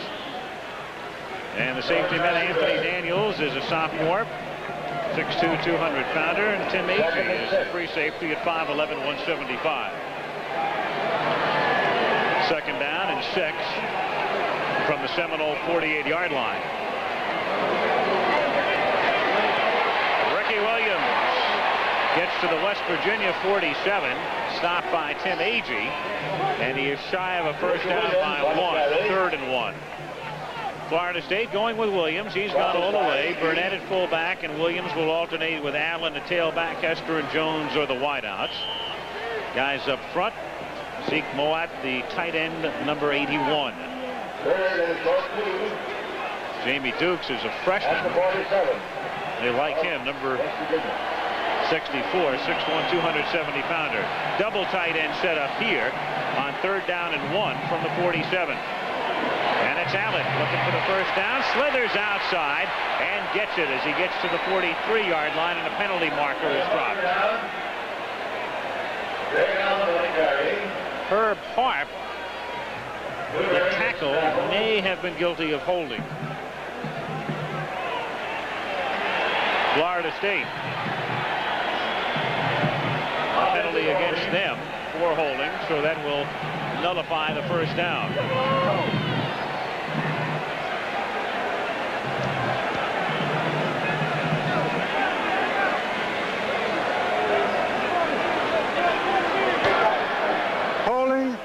offense? Had your bionic eye working on that one, didn't you? Probably against Farp, number 75. 3rd down and 8 from the 46-yard line. Out of the shotgun. Williams under pressure and sacked at the 36-yard line. Todd Campbell, number 91. He provided the finishing touch along with Reggie Armstead, who came up from the corner on the corner blitz. And so instead of a first down, they have the penalty and now the sack, and they're forced to kick. Todd Campbell was injured in the first half, and we didn't know if he was going to be back in action or not. Obviously, he's healthy now and really getting the job done. He is the best of their down linemen defensively. Ryan Harlow's kick is a long kick, but a line drive fielded by Drury at the 13, to the 20, to the 30, to the 40. He has one man to beat. He's gone. To the 30, to the 20-yard line, and he is wrestled down inside the 10. Drury wrestled down by the punter Harlow. Harlow this season has been kicking a lot of line drives. Now that kick had very good distance, but that's the problem. Drury is shaken up, maybe just a cramp. But when you kick a line drive, you run the risk of the guy being able to move up quickly, find a spot, a hole, as Drury did, and break a long one. 82 yards. See how he's holding it up? That almost always means a hamstring. I thought he was gone. I said he was gone, and he started to lose speed at the end. Harlow was able to catch him. Watch this. Here is the aforementioned line drive kick that Al Michaels pointed out. Drury makes a good move right here. You see that? He heads up the middle. Now he has a choice. He can go right or left. He opts for the left. And right now it's a foot race between he and Harlow, and it looks like he's going to win it, but he pulls up. The hamstring kept him from going into the touchdown. 82-yard run back. He sets him up with first down and goal, and it's Wolfley taking it just inside the 5-yard line. So it's been all kicking game tonight. That's been the difference for both teams. Big plays on special teams. The special units have really dominated the action here this evening. You know, have you ever pulled a hamstring? Yes. It is painful. It feels like you have been shot in the back of your leg. Well, we'll try to get a report on Drury. Hopefully just a cramp. We'll wait and see. Big man for him on run back. And a fellow who does a decent job as a wide receiver. 2nd down and goal. With Hollins in motion. Hostetler rolling, pumping, faking, and throwing incomplete. Rao, number 85, at the back of the end zone was the intended receiver. So 3rd down and goal. Garth Jacks flushing the quarterback, Hostetler, out of the pocket. Frustrating so far for the Mountaineers because they have been so close in certain situations. He's limping along there, and just the way he was holding the back of his leg and the way he was moving makes me think that he pulled a hamstring. And usually that means you're not going to be playing the rest of the night. 3rd down and goal from the 5-yard line. They flex Rao, the tight end, to the right side. Send Gray in motion, and Hostetler is under a lot of pressure and can't get it away. Loses the ball at the 25-yard line, but they're going to whistle it dead at the 21. That's going to be a questionable call because that looked like it could be a possible fumble. Hostetler sprinting out to his right. He's looking for a combination pattern on the right side. Wojtek right there is going to wrestle him down, and let's watch. You see this? His knee does hit first, so it's a good call on the part of the official. From here momentarily, it looked like it might be questionable.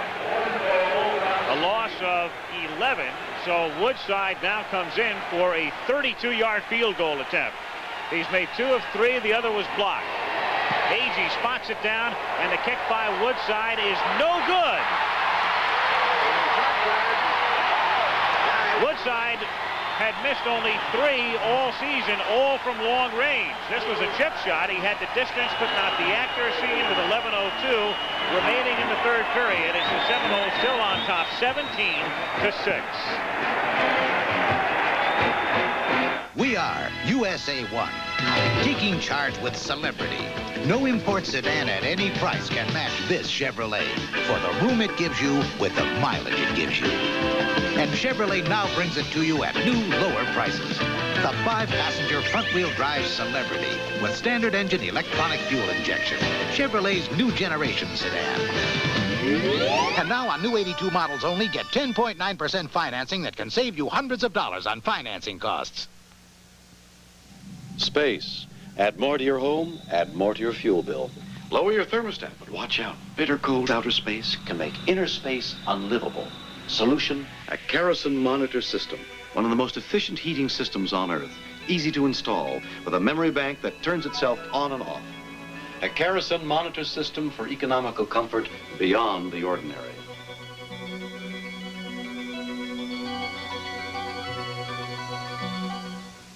Get back in the groove. Life in the fast lane with Bowling's High Rollers. The Professional Bowlers Tour 22nd year begins January 15th on ABC. You talk about a mountain man, I'll tell you. Boy, those Mountaineers, they have got the spirit. West by God, Virginia. On first down from the 20-yard line, they give it to Ricky Williams, who works his way past the 30, fumbles the ball out at the 32-yard line and recovers himself. Ricky Williams, number 44, with a good run. This is a magnificent individual effort by Ricky Williams as we get a little bit of a Statue of Liberty action here. It looked like pass momentarily. Breaks one tackle, two tackles, steps over his own man. Now watch this action right here. Bounces away, juke step, pulls back, cuts back to his right, fumbles momentarily, then pounces on his own fumble. That is a tremendous individual effort right there by Ricky Williams, who had 857 yards during the regular season. First down after a 13-yard gain, draw play. They call Williams' number again. He gets out to the 37-yard line. Williams is a senior. We mentioned earlier he has been working in tandem with Greg Allen. It's amazing that Greg Allen was able to lead the country in scoring this year, getting into the end zone 21 times and playing just half the time. But he has to share duty with that man whose numbers are reflected there. Tailback tandems obviously can work, though. I mean, the obvious example is what SMU did with their remarkable tailback tandem. Dickerson James. Second down and 6. This is Allen. And he gets it out to the 43-yard line where he's stopped by Hathaway. The other thing it does for you, Lee, as you well know, is it keeps you fresh. At the end of the game, you're coming in with a fresh back more often than not. That's why so often you can break a long run in the fourth quarter with a tailback tandem. Now that's an interesting stat right there. They'll measure for the first down. As you can see, the tailback tandem for Florida State has outgained West Virginia throughout the course of the season. West Virginia's entire running offense. And they have a first down. They're second on this drive. First and 10, Florida State from the 43-yard line. 9:45 to go, third quarter. Florida State on top 17-6 in the Gator Bowl. They keep coming at you with a lot of different looks, too. They'll be in I team one time, then they'll go to split backs, then they'll be in the shotgun. Smorgasbord offense, show you a little bit of everything. From the 43-yard line, Greg Allen looking for room. No, sir. First man to wrap him up was Todd Campbell, number 91. You go back a couple of years when Florida State had a chance to win a national championship, came very, very close, went to the Orange Bowl where they lost to Oklahoma. That team was defensively oriented. It was the defense that got them there. Now, Bobby Bowden, after what would be considered for Florida State now an off year, last year 6-5, coming back on the other side as you look at Lowry loosening up and his team wild and wide open. And he's a gambler now. On second down and 9, Williams shoveling it off and complete to Ken Burnett, the fullback, and he takes it all the way to the 44 of West Virginia, where he is stopped by A.G.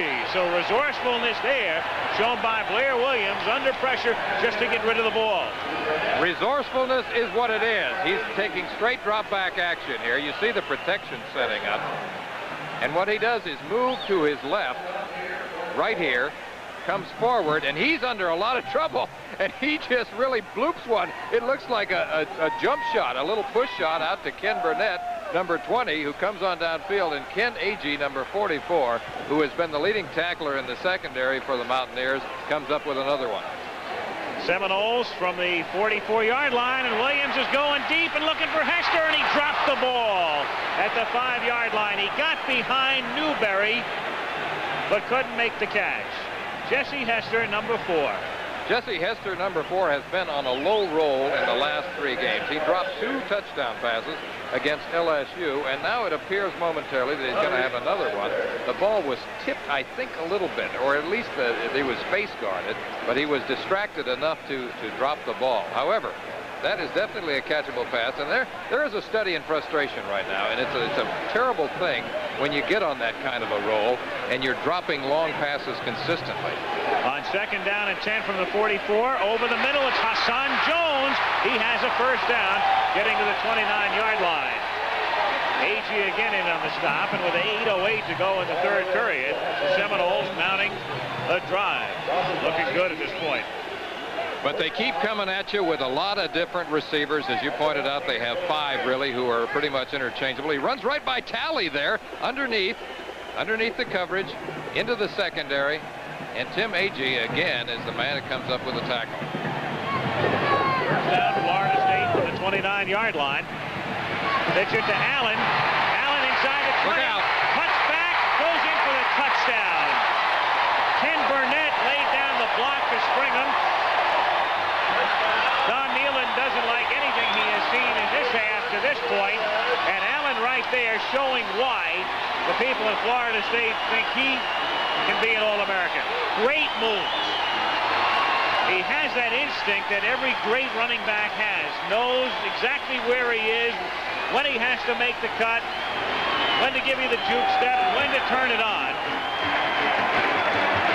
And he scores here to make it 23-6, and Bill Hall makes it 24-6.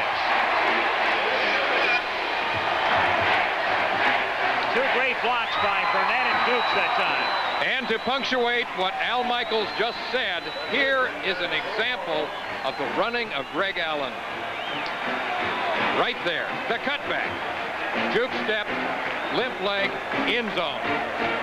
7:46 to go as you look at Allen. 3rd period, 24-6 Seminoles. It's a funny feeling when you're 17, just finished. The kickoff fielded at the 4-yard line by Tom Gray of West Virginia. Hit hard at the 19-yard line and driven back by Larry Harris. So Florida State all charged up. West Virginia will begin this drive deep in its own territory. 7 minutes and 40 seconds remaining in the 3rd period. And the Seminoles are on top 24-6 as you look at the numbers on Florida State's last drive. And it was a well-conceived drive.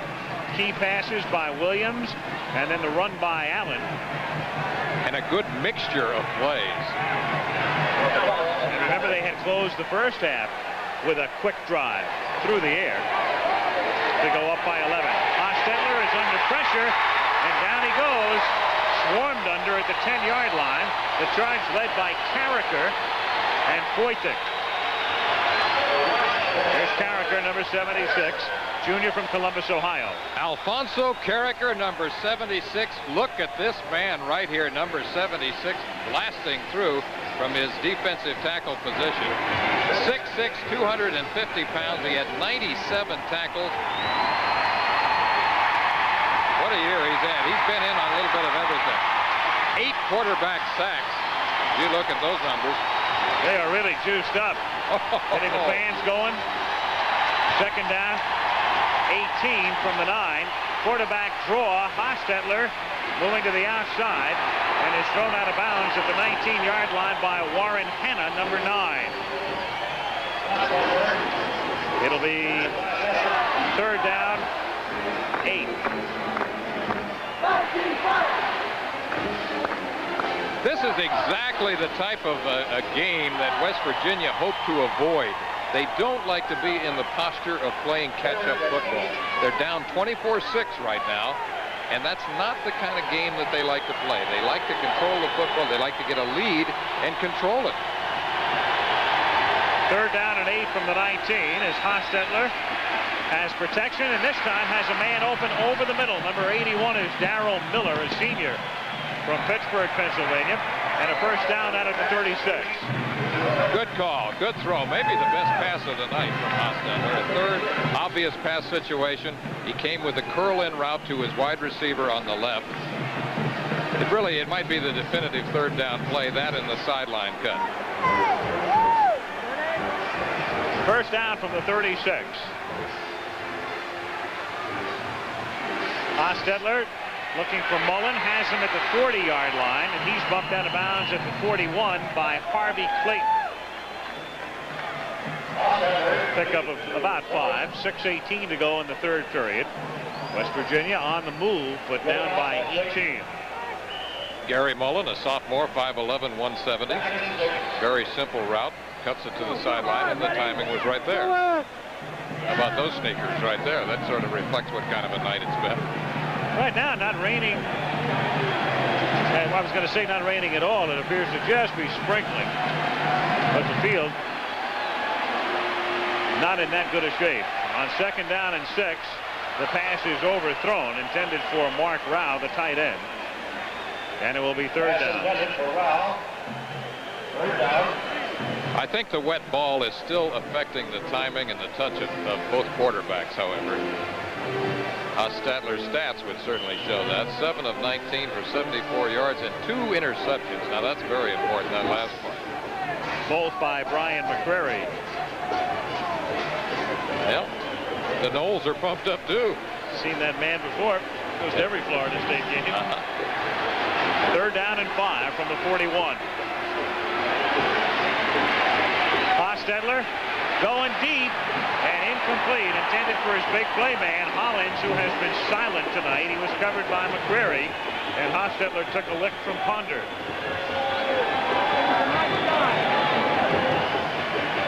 Play action fake right here. Close up. Now watch this. Now the pressure that Al is talking about is right there. Ponder, that is in your face.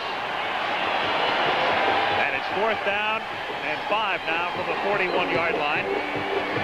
As Steve Superick, a freshman from Virginia Beach, Virginia, takes the low snap. He's under pressure again, gets the kick away. It's a line drive, fielded at the 24 by Cedric Jones, picking up some blocking to the 30, to the 40, to the 45. Jones gets into West Virginia territory, and the punter Superick drops him at the 40, and a marker is down. Penalty flag is down. Back at the 31-yard line. Almost always you look for a clip.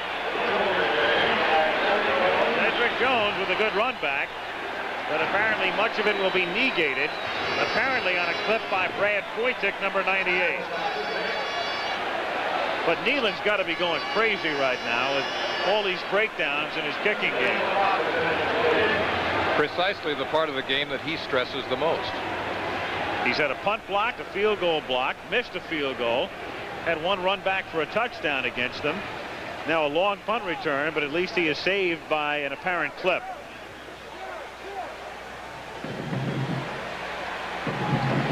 And that'll move it all the way back to the 16-yard line. So the Seminoles will start from there. 5:47 to go in the third period. Illegal blocking below the waist. 24-6. Receivers. Florida State. First down. It's ingenious, genuine bell. It's the bell remembering numbers, the future in your home. It's a bell for having fun with from the folks who built the phone. It's a bell that's so easy. It's a bell that lights the way. It's smarter and it's better. It's the bell that makes you say, it's ingenious. Terrific. It's genuine bell. It's ingenious, genuine bell. It's a bell that makes life easy every single day. It's a bell you can count on in so many ways. Every system we're designing, every product that we do, the better ways we're finding to connect the world to you. It's ingenious. Hi, Ed. It's genuine bell. It's ingenious, genuine bell. It's ingenious. It's genuine bell. It's ingenious, genuine bell. It's at your Bell Phone Center. Sunday, Matt Houston fights for heavyweights to stop a death in the ring. Florida State with a 1st and 10 from the 17-yard line. 5:47 to go in the third period. And the Seminoles on top by 18. A flag is down as Williams goes to the right side and is bumped out of bounds near the 20-yard line, but a marker is down.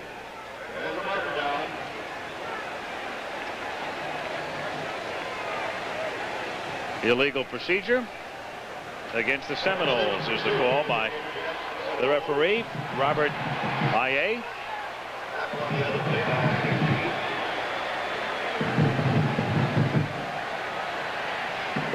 And a 5-yard penalty assessed here. Back to the 12. 5 minutes and 40 seconds remaining in the third period. Procedure. Legal procedure. Offense. 1st and 15. Still first down. Well, the Seminoles are a big play team, Alan. We've seen that tonight, but they would like nothing better right now than to have a sustained drive, controlling the football on the ground if they could make that happen. But right now it's more of a passing situation. 1st and 15. The reverse, it's McKinnon who scored a touchdown in the first half. Out past the 20, the 30, McKinnon to the 40. Another big play for Florida State. He has one man to beat, and Newberry finally tackles him at the 23-yard line. That's the way Florida State gets conservative. They stay on the ground all right, but they'll run the reverse on you. With a great block that time from McKinnon. That pretty much exemplifies what we're talking about, how they believe in trick plays, gadget plays, all kinds of reverses, Statue of Liberties, double screens, throwbacks. They have plays where the quarterback will wind up catching the football. They literally have that smorgasbord attack. My old coach, the late Cactus Jack Curtis, is the first one who I ever used that term, the smorgasbord offense. 65-yard gain. It's Allen inside the 20, the 15, and he gets all the way down to the 7-yard line. So the Seminoles thinking route right now. A.J. Daniels made the tackle. 24-6 they lead, and they're knocking on the door again. That's the kind of team they have been. They either win big or they lose big. With the exception of the Florida game, it's been that way for them all year. So Bobby Bowden told us yesterday. He said we'll probably win big or we'll lose big. Outside of that Florida game, their 2 losses were to Pittsburgh by 20 and to LSU by 34. Yep. And as Lee mentioned, most of the games they won by scores like 59-8, 56-17 in routes. This is Williams, and they read that play well. Dave Preston, number 38, dragging him back. It'll be 2nd down and goal. We talked about the quarterback tandem, and I said that if one quarterback had a hot hand, he would probably stay there. Blair Williams has been moving the football team effectively for them, so he's left him in the game. Now, in 1979, when I last covered Florida State, they had another quarterback tandem. That was Jordan and Woodham.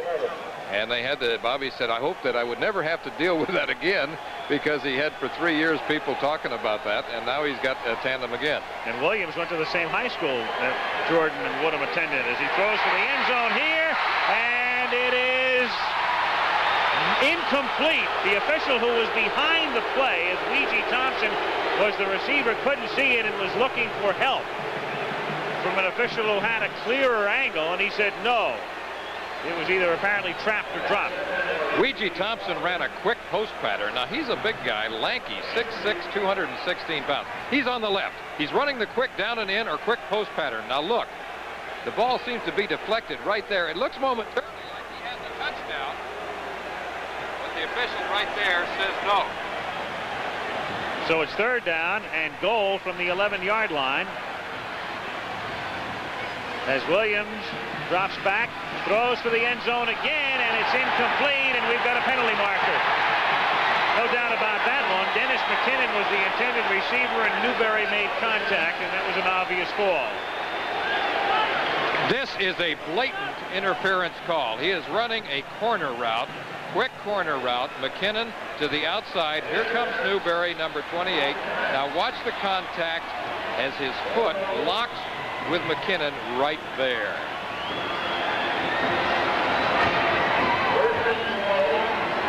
First and goal for the Seminoles with 3:42 remaining in the third period.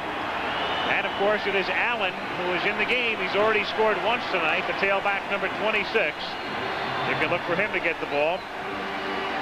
Pitch to him. Touchdown.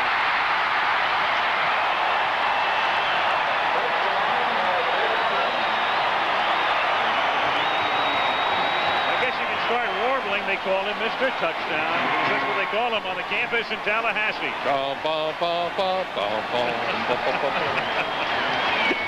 That's enough. Isolated. Well, you've seen Herschel Walker do it in this part of the country a few times. You've seen a lot of USC tailbacks do it. Allen up, and away. And Phil Hall with the extra point. Florida State. Long drive, quick drive, big play by McKinnon on the reverse. Allen caps it with a second TD, 3:36 to go in the third quarter in the Gator Bowl, and the Seminoles lead it 31-6. Well, moms and dads the world around give their kids the same old sound. Got to go to school, be a big success. They wouldn't settle for anything less. Now they've learned whatever you seek, you'll help yourself to reach your peak. In the Army, Navy, Air Force, Marines. Need a trade? Looking for a skill? They have hundreds to fit the bill. Mike Rendina to kick off for Florida State. Seminoles on top by a score of 31-6. And the kick is a good one that's dropped at the 3 and picked up by Tom Gray at the 7. He gets out past the 15 and is stopped at the 19-yard line. 1st and 10. ABC News Magazine 2020, normally seen tonight, back next week with a story on people who have apparently died and have now come back to life. And they talk about it. The story about near death next Thursday night on 2020. Oh, boy. I felt that way from time to time. Yeah, I was going to say, that sounds like they're talking about that. At the 19-yard line, 1st and 10 for the Mountaineers. Hostetler out to the 30-yard line where he finds Rich Hollins for a first down. First catch of the night for Hollins. We talked about him at the very top of the show as their big play man. He's the guy that they have run so consistently throughout the year on streak patterns, streak or fly routes. That time a little curl in for the first down. Hollins, the fellow who was averaging over 27 yards per reception. 1st and 10 at the 31-yard line. Hostetler. Incomplete, intended for Rao at the 42-yard line. Pat Milligan covering. 2:53 to go in the third. Florida State going 83 yards in 6 plays. Didn't take them very long. The big play by McKinnon. And then Allen capping it. They have been a big play team all year. They score on big plays. They actually initiate so many of their drives with big plays. 31-6, Florida State. 2nd down and 10. West Virginia from the 31-yard line. Hostetler looking for Hollins, but he's covered well, and the pass is well overthrown, and Hanna was right there with him. 3rd down and 10. Those numbers pretty much tell it for Hostetler, although not completely. A couple of passes have been dropped, and a couple times he has barely overshot receivers. Don Nealon, this is really that is a look of frustration, and it's been that kind of a night for the years. They're down by 25. They're faced with a 3rd and 10 here from the 31-yard line. Late in the 3rd period. Hostetler looking, throwing back now, complete to Brown at the 46-yard line, and he's dropped at the 49. Wayne Brown hit by John McLean and a first down. Hostetler passing to Brown. 1st and 10 from the 49. Well, following your local news tonight, Nightline will take a look at what's ahead for sports and politics in 1983. Jimmy the Greek among the guests tonight. And then the last word on most of these ABC stations. First down from the 49-yard line. A little trickery here as Mullen takes takes the give, gets into Florida State territory with a great move inside the 25 and is run out of bounds at the 21-yard line. So that's a play out of the Seminole book. Ripped the page right out of the Noles book there.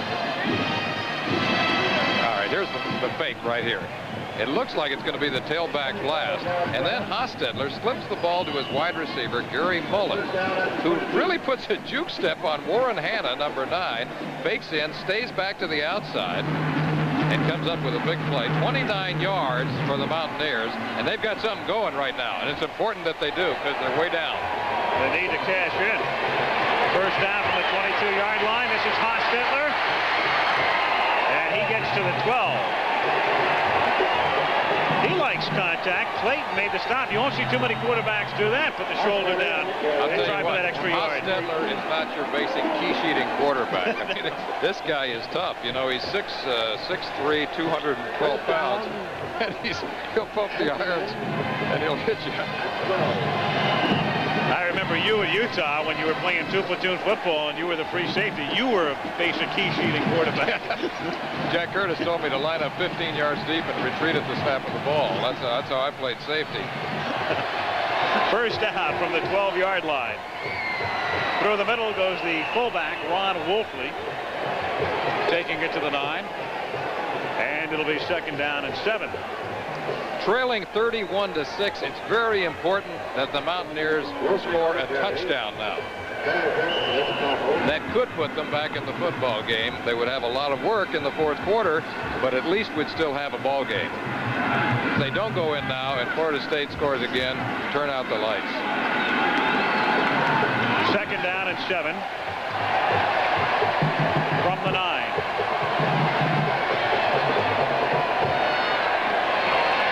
Hostetler has a man, and it is complete, but he did not get in.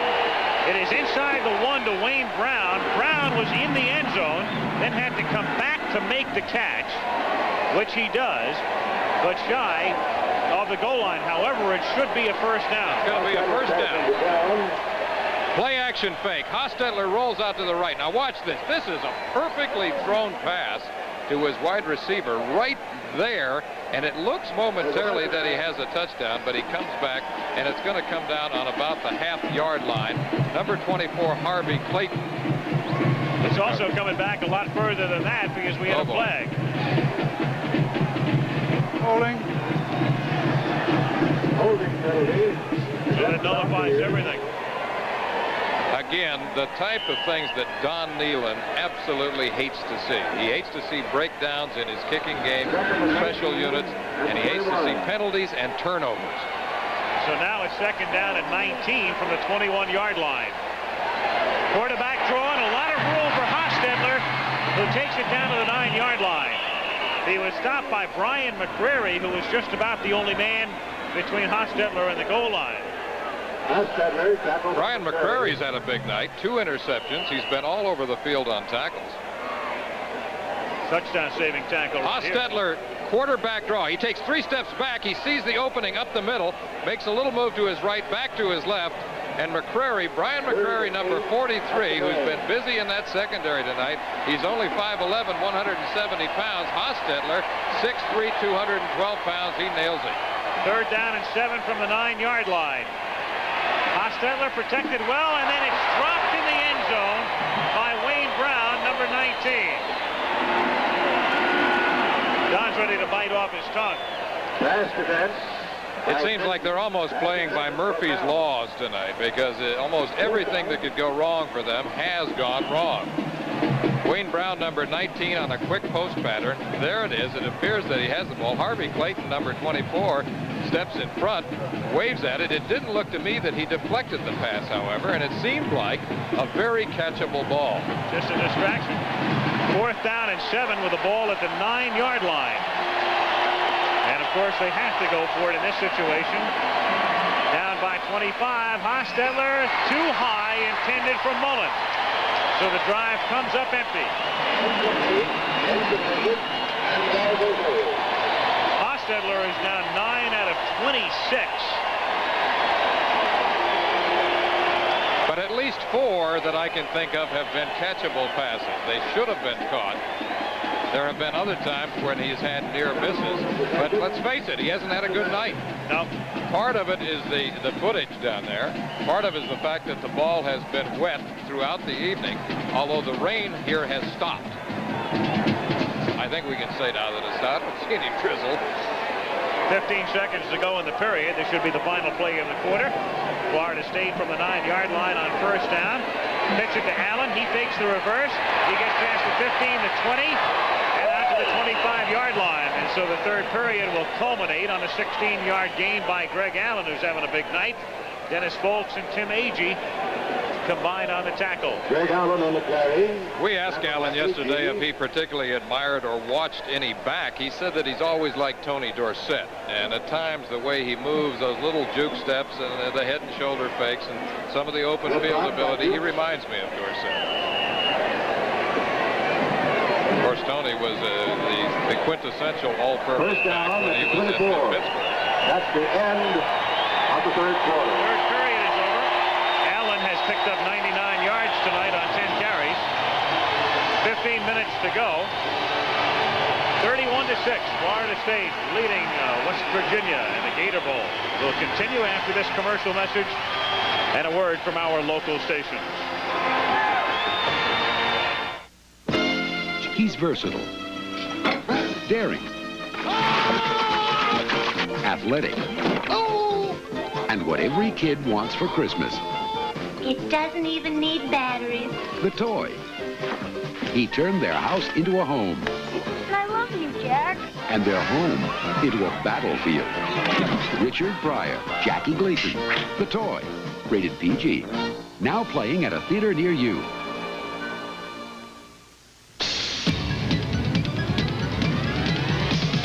Chevy trucks are taking charge with the all-new S10 Blazer, available with the revolutionary InstaTrack 4-wheel drive system. Shift from freewheeling 2-wheel drive to 4-wheel drive high and back at any speed. S10 Blazer from America's truck sales leader. Top Chevy trucks are taking charge. And now on new 82 models only, get 10.9% financing that can save you hundreds of dollars on financing costs. Sunday, Roger Moore as James Bond in Live and Let Die. Tonight on Action News, we'll hear from Artis Gilmore of the Spurs and see if the hole in the Metrodome will make the Cowboys and Vikings play someplace else. This and more after the game. Looking for year-end dividends? The deal you make at your Toyota dealer now could be your year-end dividend. Toyota reliability's a dividend, too. Listen, during the first year, owners rate Toyota #1 in reliability. Hurry, selection and prices may never be better. Tercels, Corollas, Supras, Celicas, Cressidas, trucks. We want a deal to clear them out by New Year. Time is running out. Look for this sign at participating dealers now. Nobody else can give you the feeling. Toyota. You know, there are 2 good ways to save big bucks on car care. 1, do it yourself. 2, make Auto Shack your parts store. Auto Shack has everything you need to keep your car running right at true discount prices.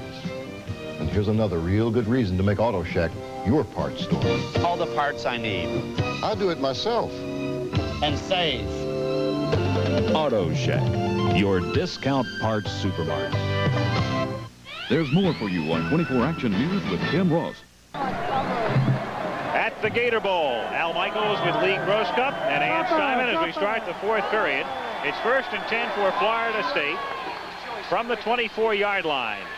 And Ricky Williams moves to the outside, puts his head down, and gets out to the 30-yard line. He is stopped there by Anthony Daniels, and here are the numbers through 3 quarters. Very deceptive at the bottom there. Well, we've said it's almost a cliche about how statistics can be misleading, but if you look at the bottom line there, time of possession, West Virginia has had the ball for 27 minutes, 57 seconds. Florida State only 17:03. So you look at that and you think, well, we got a pretty close football game. But then you look up at the scoreboard, and the Seminoles are leading 31-6. So time of possession doesn't always mean that much when you're going against a big play team. On 2nd and 4, Greg Allen is down at the 34-yard line, close to a first down. It's Harris and Talley who made the stop. Well, West Virginia wanted to keep the ball away from Florida State to maintain possession to come off with the long drive and keep the Florida State offense off the field, and for the most part they've done a pretty decent job of it, but Florida State's come up with a big play. So that's why you've seen the face of Coach Nealon really reflecting that throughout the evening. Third down. Frustration. Third and inches from the 34-yard line. And Williams picks up the first down. So Florida State right now just trying to use as much of the clock as they possibly can with 13 minutes and 34 seconds remaining in the game. That's been their big play. It's sometimes referred to as student body right. Put everybody out in front of the ball carrier and let him turn that corner. Greg Allen says that's his favorite play. That time it was Ricky Williams. They both do it. Probably the 3 or 4 plays are the power pitch, the blast, the tailback draw, and the misdirection or counter play. Williams taking the draw, then throwing out to the 45-yard line, and it's a first down as Orson Mobley takes it to the 49. The backup tight end is stopped there by Reggie Armstead. And the Seminoles with another first down at their own 49-yard line. They scatter that ball around to all 5 of their receivers. They really have a bunch of guys who can catch the football. This goes back a lot of years, though, all the way back to Fred Biletnikoff back in 1964. He set the Gator Bowl record here, caught 4 touchdown passes from Steve Tensey. That still stands. Ron Sellers, of course. They've retired those 2 numbers. This is Allen, who slips down, his knee touched at the 47-yard line after a gain of 4. So they have had the big play, people, but strangely enough, when you think about Florida State, it is not a school like West Virginia that began its football program in the 1890s. In fact, Florida State did not even become a coeducational institution until 1947. The first male was admitted in early 47, and they fielded their first football team that fall. Around the same time that they started playing the Gator Bowl. First Gator Bowl was 46. On second down and 6, Allen gets popped at the 44. You saw the flag at the bottom of the screen as Dave Preston made the hit. Check out the penalty. We've got a holding call against the Seminoles. Jacksonville, Florida, the site of the 38th Gator Bowl. Stadium was expanded. They added about 14,000 seats following the Gator Bowl game last year. As you can see, what they did is they added that upper deck on the left and the new press facility and some private boxes, and the capacity now is 80,000. Offense, second down. Every seat filled tonight, or at least it was filled. They're starting to filter out. So next to the Rose Bowl, this is the biggest in terms of seating capacity. Among the stadiums that host bowl games, yep. Or bowl, yeah, I'm talking about bowl games, right. Second down and 14. Deep drop by Williams. They set up the screen. This is Ricky Williams inside the 45. And Ricky does it himself. He didn't have a whole lot of blocking, but he was able to maneuver his way through the middle all the way to the 40-yard line, and that's a first down. They needed 14. Picked up 16. First down at the 39-yard line. They do mix it up. They will show you a few different looks, that time out of the shotgun. I know that offensive backfield coach Nick Kish has been really happy with this tailback tandem this past season. Back to pass is Williams again. He throws for Mobley, and Mobley is thrown out of bounds at the 34-yard line. Basically, for Florida State, it's a better year than people anticipated. If you look at some of the magazines and listen to some of the experts before the season, most of them thought that Florida State would finish at about 6-5, maybe 7-4.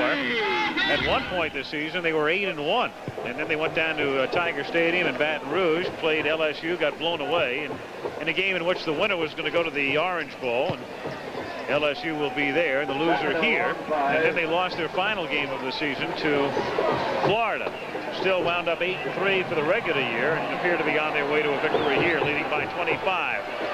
The reverse again, and this time it's McKinnon on a play that worked beautifully before, but West Virginia says we've seen that. And not again. Talley and Folks made the tackle. They've seen that a couple times. Yep.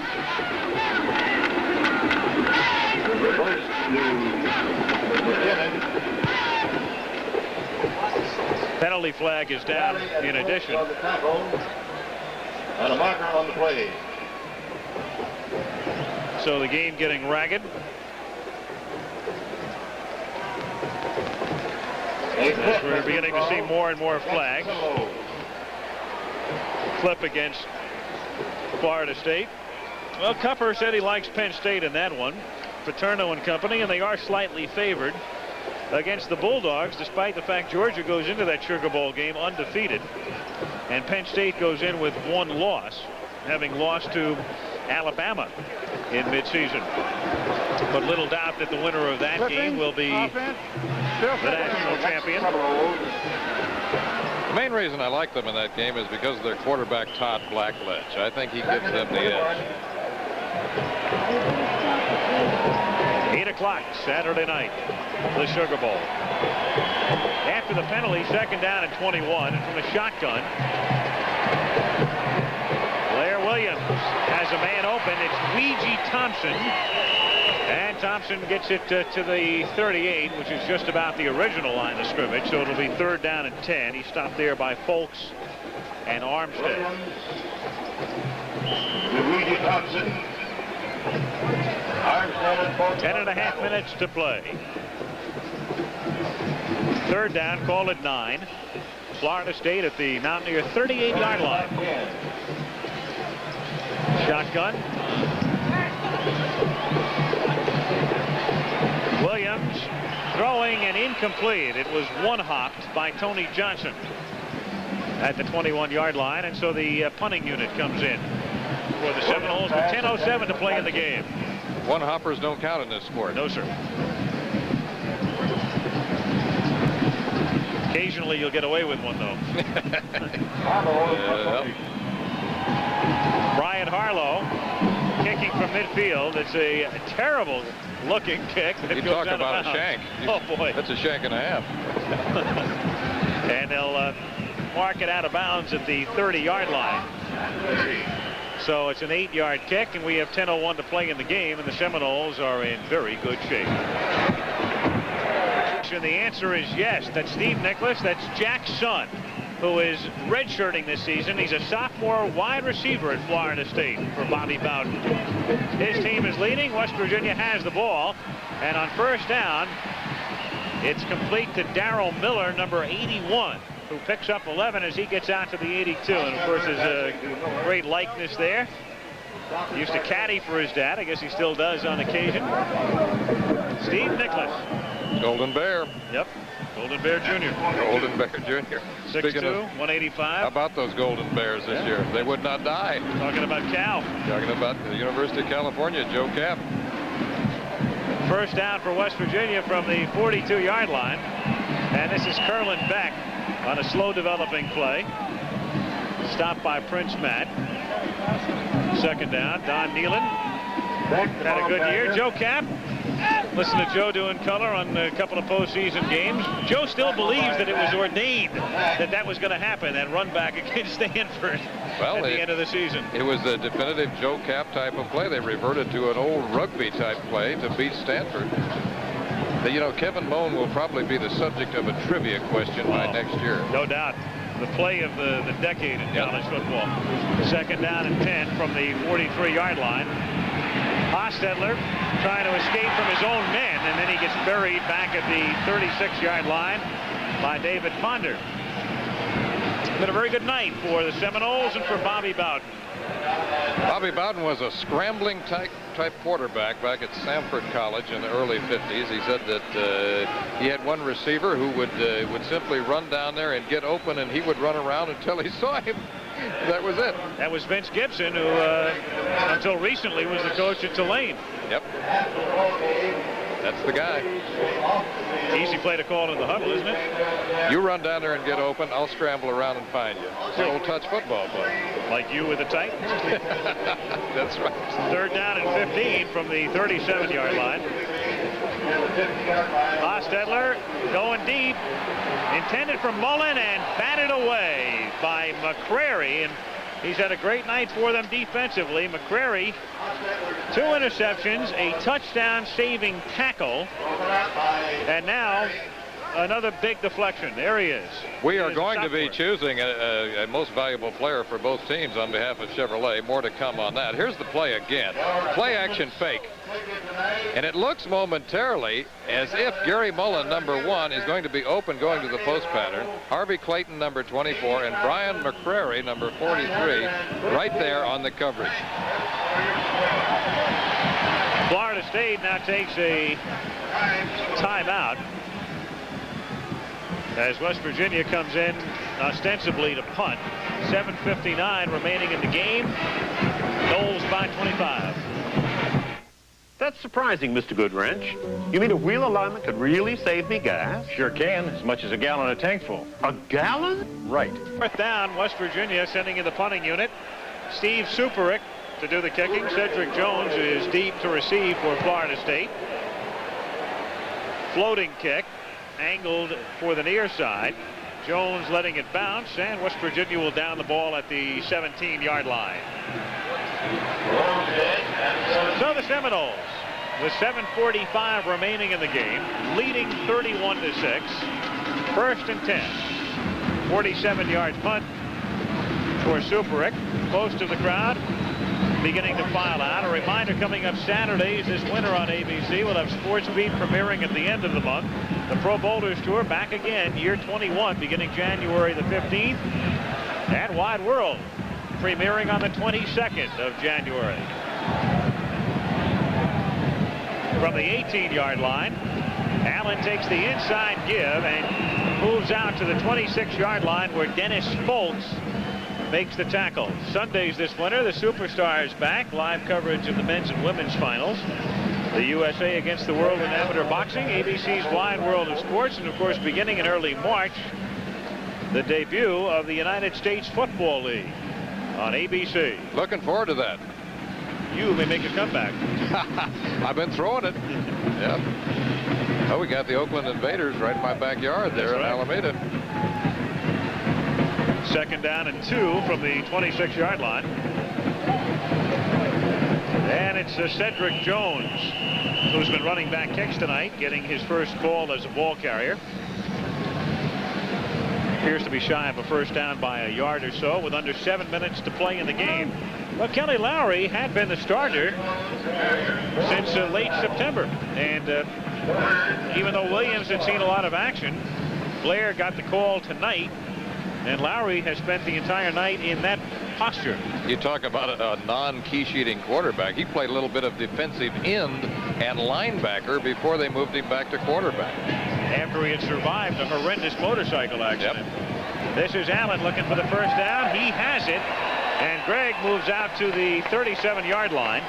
Stopped by Reggie Armstead. Well, little doubt as Florida State did not appear on national television this season, that you're looking at a fellow there, many of you for the first time, Greg Allen, who you may have heard about, having led the nation in scoring. And you can see why he did that and why they think he is a potential All-American. Good night. 125 yards.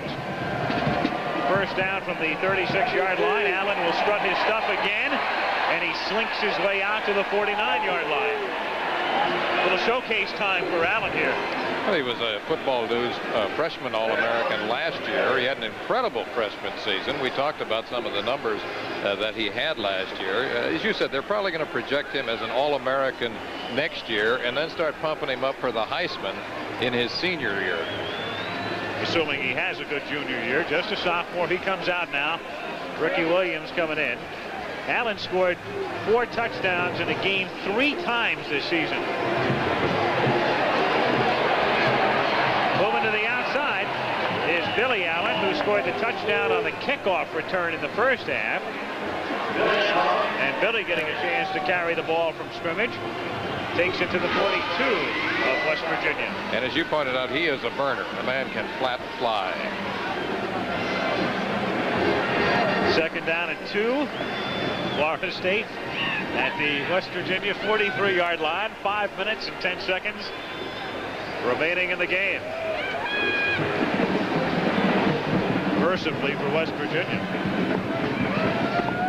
2nd down and 2. It has been a very long night for the Mountaineers. And a key defensive play turned in there by Chuck Harris as Ricky Williams carries the ball for no gain. Chuck Harris, number 70, senior from Galena, Illinois.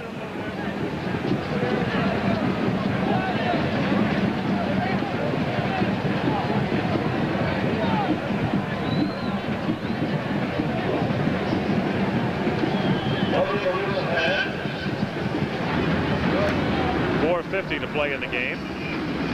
Had a flag on the last play and a 5-yard penalty to be assessed. Here's the call. Illegal use of the hands. Offense. Florida State's been whistled several times tonight, but the penalties really haven't hurt them. I said at the very top of the show, in talking about the quarterback tandem, that probably both would play unless one got the hot hand. Blair Williams having a good night, 14 of 26 for 164 yards, and of course that touchdown just before halftime. 2nd down and 8. Fake the swing. Coming back the other way is Williams. And Williams, looking like Hostetler, bounces his way to the 43-yard line. Stopped by Armstead. He's going to have to learn to not do that if he wants to survive. Absolutely. Absolutely. He made a good move, though, because he had a quick screen called to his left, and he saw the pressure there. If he had thrown the ball out there and lobbed it, it could have gotten picked off, so he moved back to his right and scrambled for good yardage. Now, let's see. What do those numbers reflect? They reflect the dominance of Florida State in the 2nd half in particular. The fact that earlier in the game, on the ground, West Virginia had a 2-to-1 edge. Everything's been turned around, though, as Williams throws incomplete on 3rd down and 3. So it's a 4th down upcoming. Mobley was the intended receiver. 4th down and 3 with 3 minutes and 48 seconds remaining in the game. Our guys in the booth doing a great job tonight. Kelly J. Hayes fighting the flu bug, which you and I will have tomorrow, no doubt. Absolutely. George Hill, statistician. 4th down and 3 from the 44, and they'll go for it. And this is Billy Allen trying to cut back inside, and Billy Allen is going to get that 1st down with a move to the outside. As he takes it to the 36-yard line, Tim Agee making the tackle. Boy, they have some athletes, don't they? And they keep coming at you. He'll remember this night for a long time. This is not a dream. This is a nightmare. Yeah, no doubt. It was a very important game, too, for West Virginia in the sense that it gave them the national exposure. They were 9th and 10th, and the 2 polls had a chance to move up, but that won't be the case as they trailed by 25 with 3 minutes and 37 seconds remaining in the Gator Bowl. The Rose Cup back at the Gator Bowl with 3:37 to play in the game. Florida State 1st and 10 at the West Virginia 37-yard line. Florida State on top by 25, and Williams going long, looking for some more, and it's picked off at the 4-yard line by Steve Newberry. Ouija Thompson was the intended receiver. So Newberry, who was burned earlier, comes back with an interception. He made 4 during the regular season.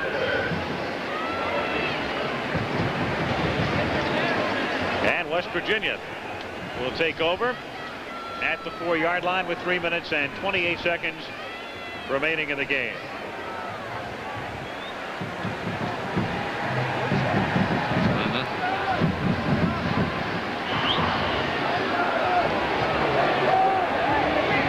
Kevin White is the new quarterback, number 14. First time we've seen him tonight.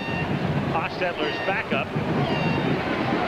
And he'll roll to his right and throw out of the end zone, and the pass is complete to the tight end Rao, who breaks a couple of tackles and works his way out to the 27-yard line, where he's stopped by Gary Henry. 1st down. The executive producer of ABC Sports is Roone Arledge. Ken Wolf producing tonight's game. Larry Cam, our director. Technical director was Warner Gunther. Associate director John Bassoni. Our technical manager Sandy Sandberg. Murray Schwartz, our unit manager. Earl Woody Fryman, the assistant to the producer.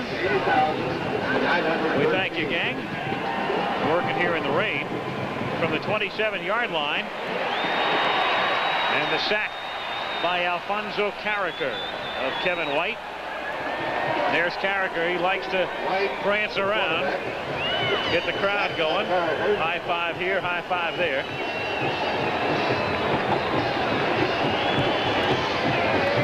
Strutting his stuff before 80,913 in the Gator Bowl, and with the expansion, that's obviously a new record. Second down and 19 from the 19-yard line.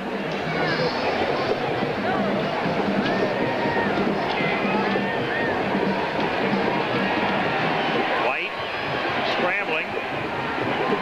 And it's complete to Miller, who breaks some tackles and gets spun down after he picks up the first down out at the 42-yard line. Darrell Miller. That's exciting for a young sophomore quarterback to come off the bench like that in a nationally televised game and complete your first two passes. Kevin White, 6 feet, 180 pounds. He's a sophomore from Casa Grande, Arizona. And he's throwing to his wide receiver, number 81 there, Darrell Miller. Just runs a little curl out pattern. And that ball was right on the numbers. 42-yard line, first down. And the reverse, it's Mullen. And he's run out of bounds after he picks up a first down in Seminole territory at the 47-yard line. And we're down to 145. And there is Greg Allen. He's a quiet fella. Chatted with him yesterday. He has 138 yards on the evening, 15 carries, 2 touchdowns. Still quite a ways away from the Gator Bowl record, though, which is 216 yards, set by Floyd Little, Syracuse. That goes back a few years. We're talking about the mid-60s there. First down at the 46 for West Virginia. White forced to scramble again, looking for the sideline. And he finds it. 1:36 to go. White chased out by So Taylor. Florida State ready to close its season with a victory in the Gator Bowl. They'll wind up 9-3. A like figure for West Virginia. And again, another good year for Don Nehlen. We mentioned earlier, first time that West Virginia in its 90-year football history has gone to bowl games back-to-back. Back-to-back bowls, Peach Gator. And next year they'll have Hostetler back. The junior didn't have a good night tonight, but he proved what he can do during the course of the regular season. White going deep and incomplete inside the 15-yard line, intended for Wayne Brown, and the coverage by Rocky Kinsey. 1:29 remaining in the game. White's pass intended for Brown. Bobby Bowden, he can go back to the golf course tomorrow. Doesn't play during the season, he says. He loves it in the offseason. Says especially after he finishes recruiting.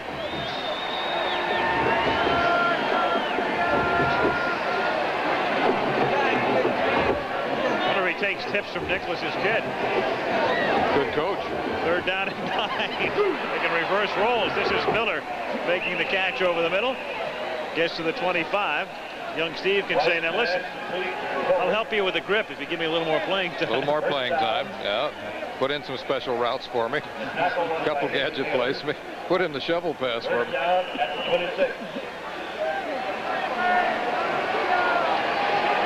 Well, Happy New Year, partner. Been great working with you again. Great year. Great. Enjoyed it very much. Liked it. Anybody want to tell Happy New Year? Well, we'll think about it. Whole bunch. Here's White. Incomplete with a minute to go in the game. Want to wish Happy New Year to anybody? Yeah, all of the folks, all the friends, all the relatives, and a special thanks to the travel shop people for that birthday surprise the other day. That was real nice. You did have a birthday the other day, didn't you? Yep. Well, let me think about this for a second. You're going to try to figure it out now, well, right? Yeah. All-America 25 years ago, right? You were a great student athlete, though. You may have graduated from college when you were 16. Absolutely. Definitive student athlete. Second down and 10 at the 25-yard line. Again, they fake the reverse this time, and wide open for the touchdown is Miller. So they go to the second string quarterback, and they go to the very back pages of the playbook. And they come up with their first touchdown of the night.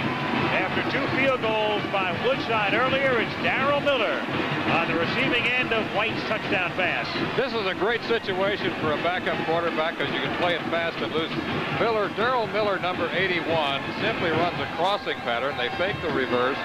Kevin White rolls out, nails him, makes a catch into the end zone, and oh, that's a fun play. That's a great feeling for it. I like to see that. Especially after a team has a night like West Virginia's had tonight, at least you close it on an up note of sorts. That's the kind of thing, that kind of positive energy can carry over into the following year, believe it or not. A lot of these fellas will be back. It's a basically young team that Neyland has molded. They're going to call a timeout here. They're going to go for 2 points. Nothing to lose, obviously. 51 seconds to go. They're down 31-12. Why not pull out every gadget in the book now? I like this very much. He fakes the tailback draw right there. Now watch, it appears to be momentarily a reverse. That's a good fake by Kevin White, number 14. He looks back as if he's watching the handoff, and then he throws to Miller, number 81, coming down and making a leaping, sprawling catch into the end zone. So Neyland has just given White the play call here for the 2-point conversion. That's exciting for that young sophomore right there. I'm happy for the guy, really.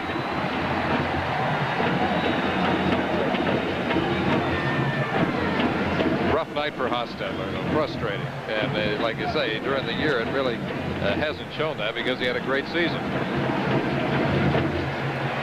2-point conversion attempt.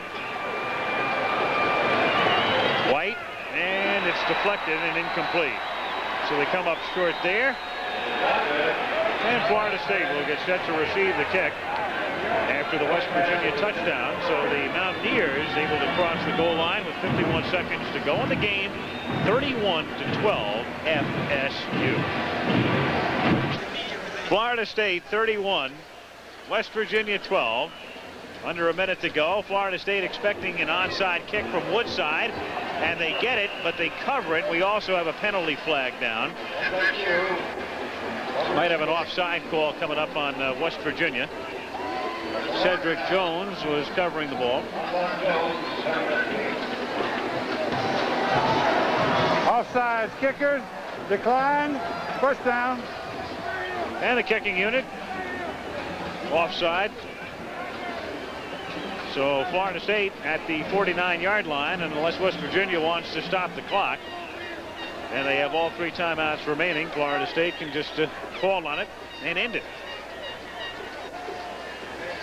31-12. The Seminoles on top.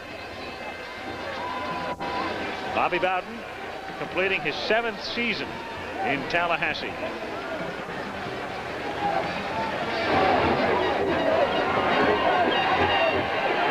Moving over the right side is Billy Allen. Taking it to the 44-yard line. Billy picking up close to 7. 2nd down and 3. You know, you get a team as explosive as Florida State is, and sometimes they're just trying to run out the clock with their power pitch play to the tailback, and the guy's able to break one and run it in, and then they're accused of running up the score. Yep. And it's because of the fact that they have so many superior athletes on their team that any one of them, take a backup guy like Allen, he can go all the way anytime.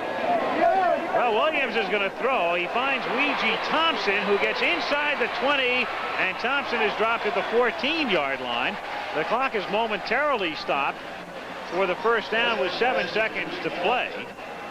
However, look at this. Florida State is taking a timeout, which is not going to sit too well with the West Virginia people, I've got to tell you. Yeah. I was going to say the aforementioned appraisal would no longer apply because right now it appears that they are trying to run up the score, and I don't understand that. This is so uncharacteristic of Bobby Bowden's approach. I mean, he's such a gentleman, and you would think that now they would just simply want to get the game over with. Well, you wonder if Bowden, in fact, called it. It might have been one of the players who asked for a timeout, perhaps. Yeah, in fact, maybe that's why Bobby looks upset right now. Yeah, I would doubt. Yeah, you're leading 31-12. Or maybe the quarterback called an audible. Could be. More than likely, that was the case. He saw something that was wide open, and he just checked off to it. I would think that the latter would be more likely. Possible. Meanwhile, West Virginia is very confused on defense. They had guys running on and off the field, and so they take a timeout to get the proper 11 out there. 31-12. Well, for our Chevy players, our MVPs, we have picked Greg Allen of Florida State, who had a great night. West Virginia, nobody really had what you'd call a terrific night, but Tim Agee did a pretty decent job. He was busy, and during the regular season, he had 116 tackles and 4 interceptions, and he's a guy who consistently plays hard-nosed football. Greg Allen had one of the good nights in Gator Bowl history, quite a way short of the record by Boyd Little, but 138 yards rushing tonight, and he scored 2 touchdowns. So in each man's name, a $1,000 scholarship grant from Chevrolet to the General Scholarship Fund at the respective universities. Should be the final play of the game now with 7 seconds to go and the crowd having filed out. Just the band remaining, basically. And Williams, well, he's going to look for 6 more points, and he'll come up short on a pass that's completed down to the 5 to Jeff Bouch, Bobby's son, and that's it. That's the end of the ball game. Florida State came in as a slight favorite. They led by 11 points at halftime. Bouch gets a ride off the field. The Seminoles end the season with a mark of 9-3. And they're a young team, and a lot of fellas are coming back. And so when you look ahead to 1983, I think Florida State's going to wind up in a lot of folks' preseason top 10. Seminoles winning it 31-12 over the Mountaineers of West Virginia, and we'll return to the Gator Bowl in Jacksonville, Florida right after this.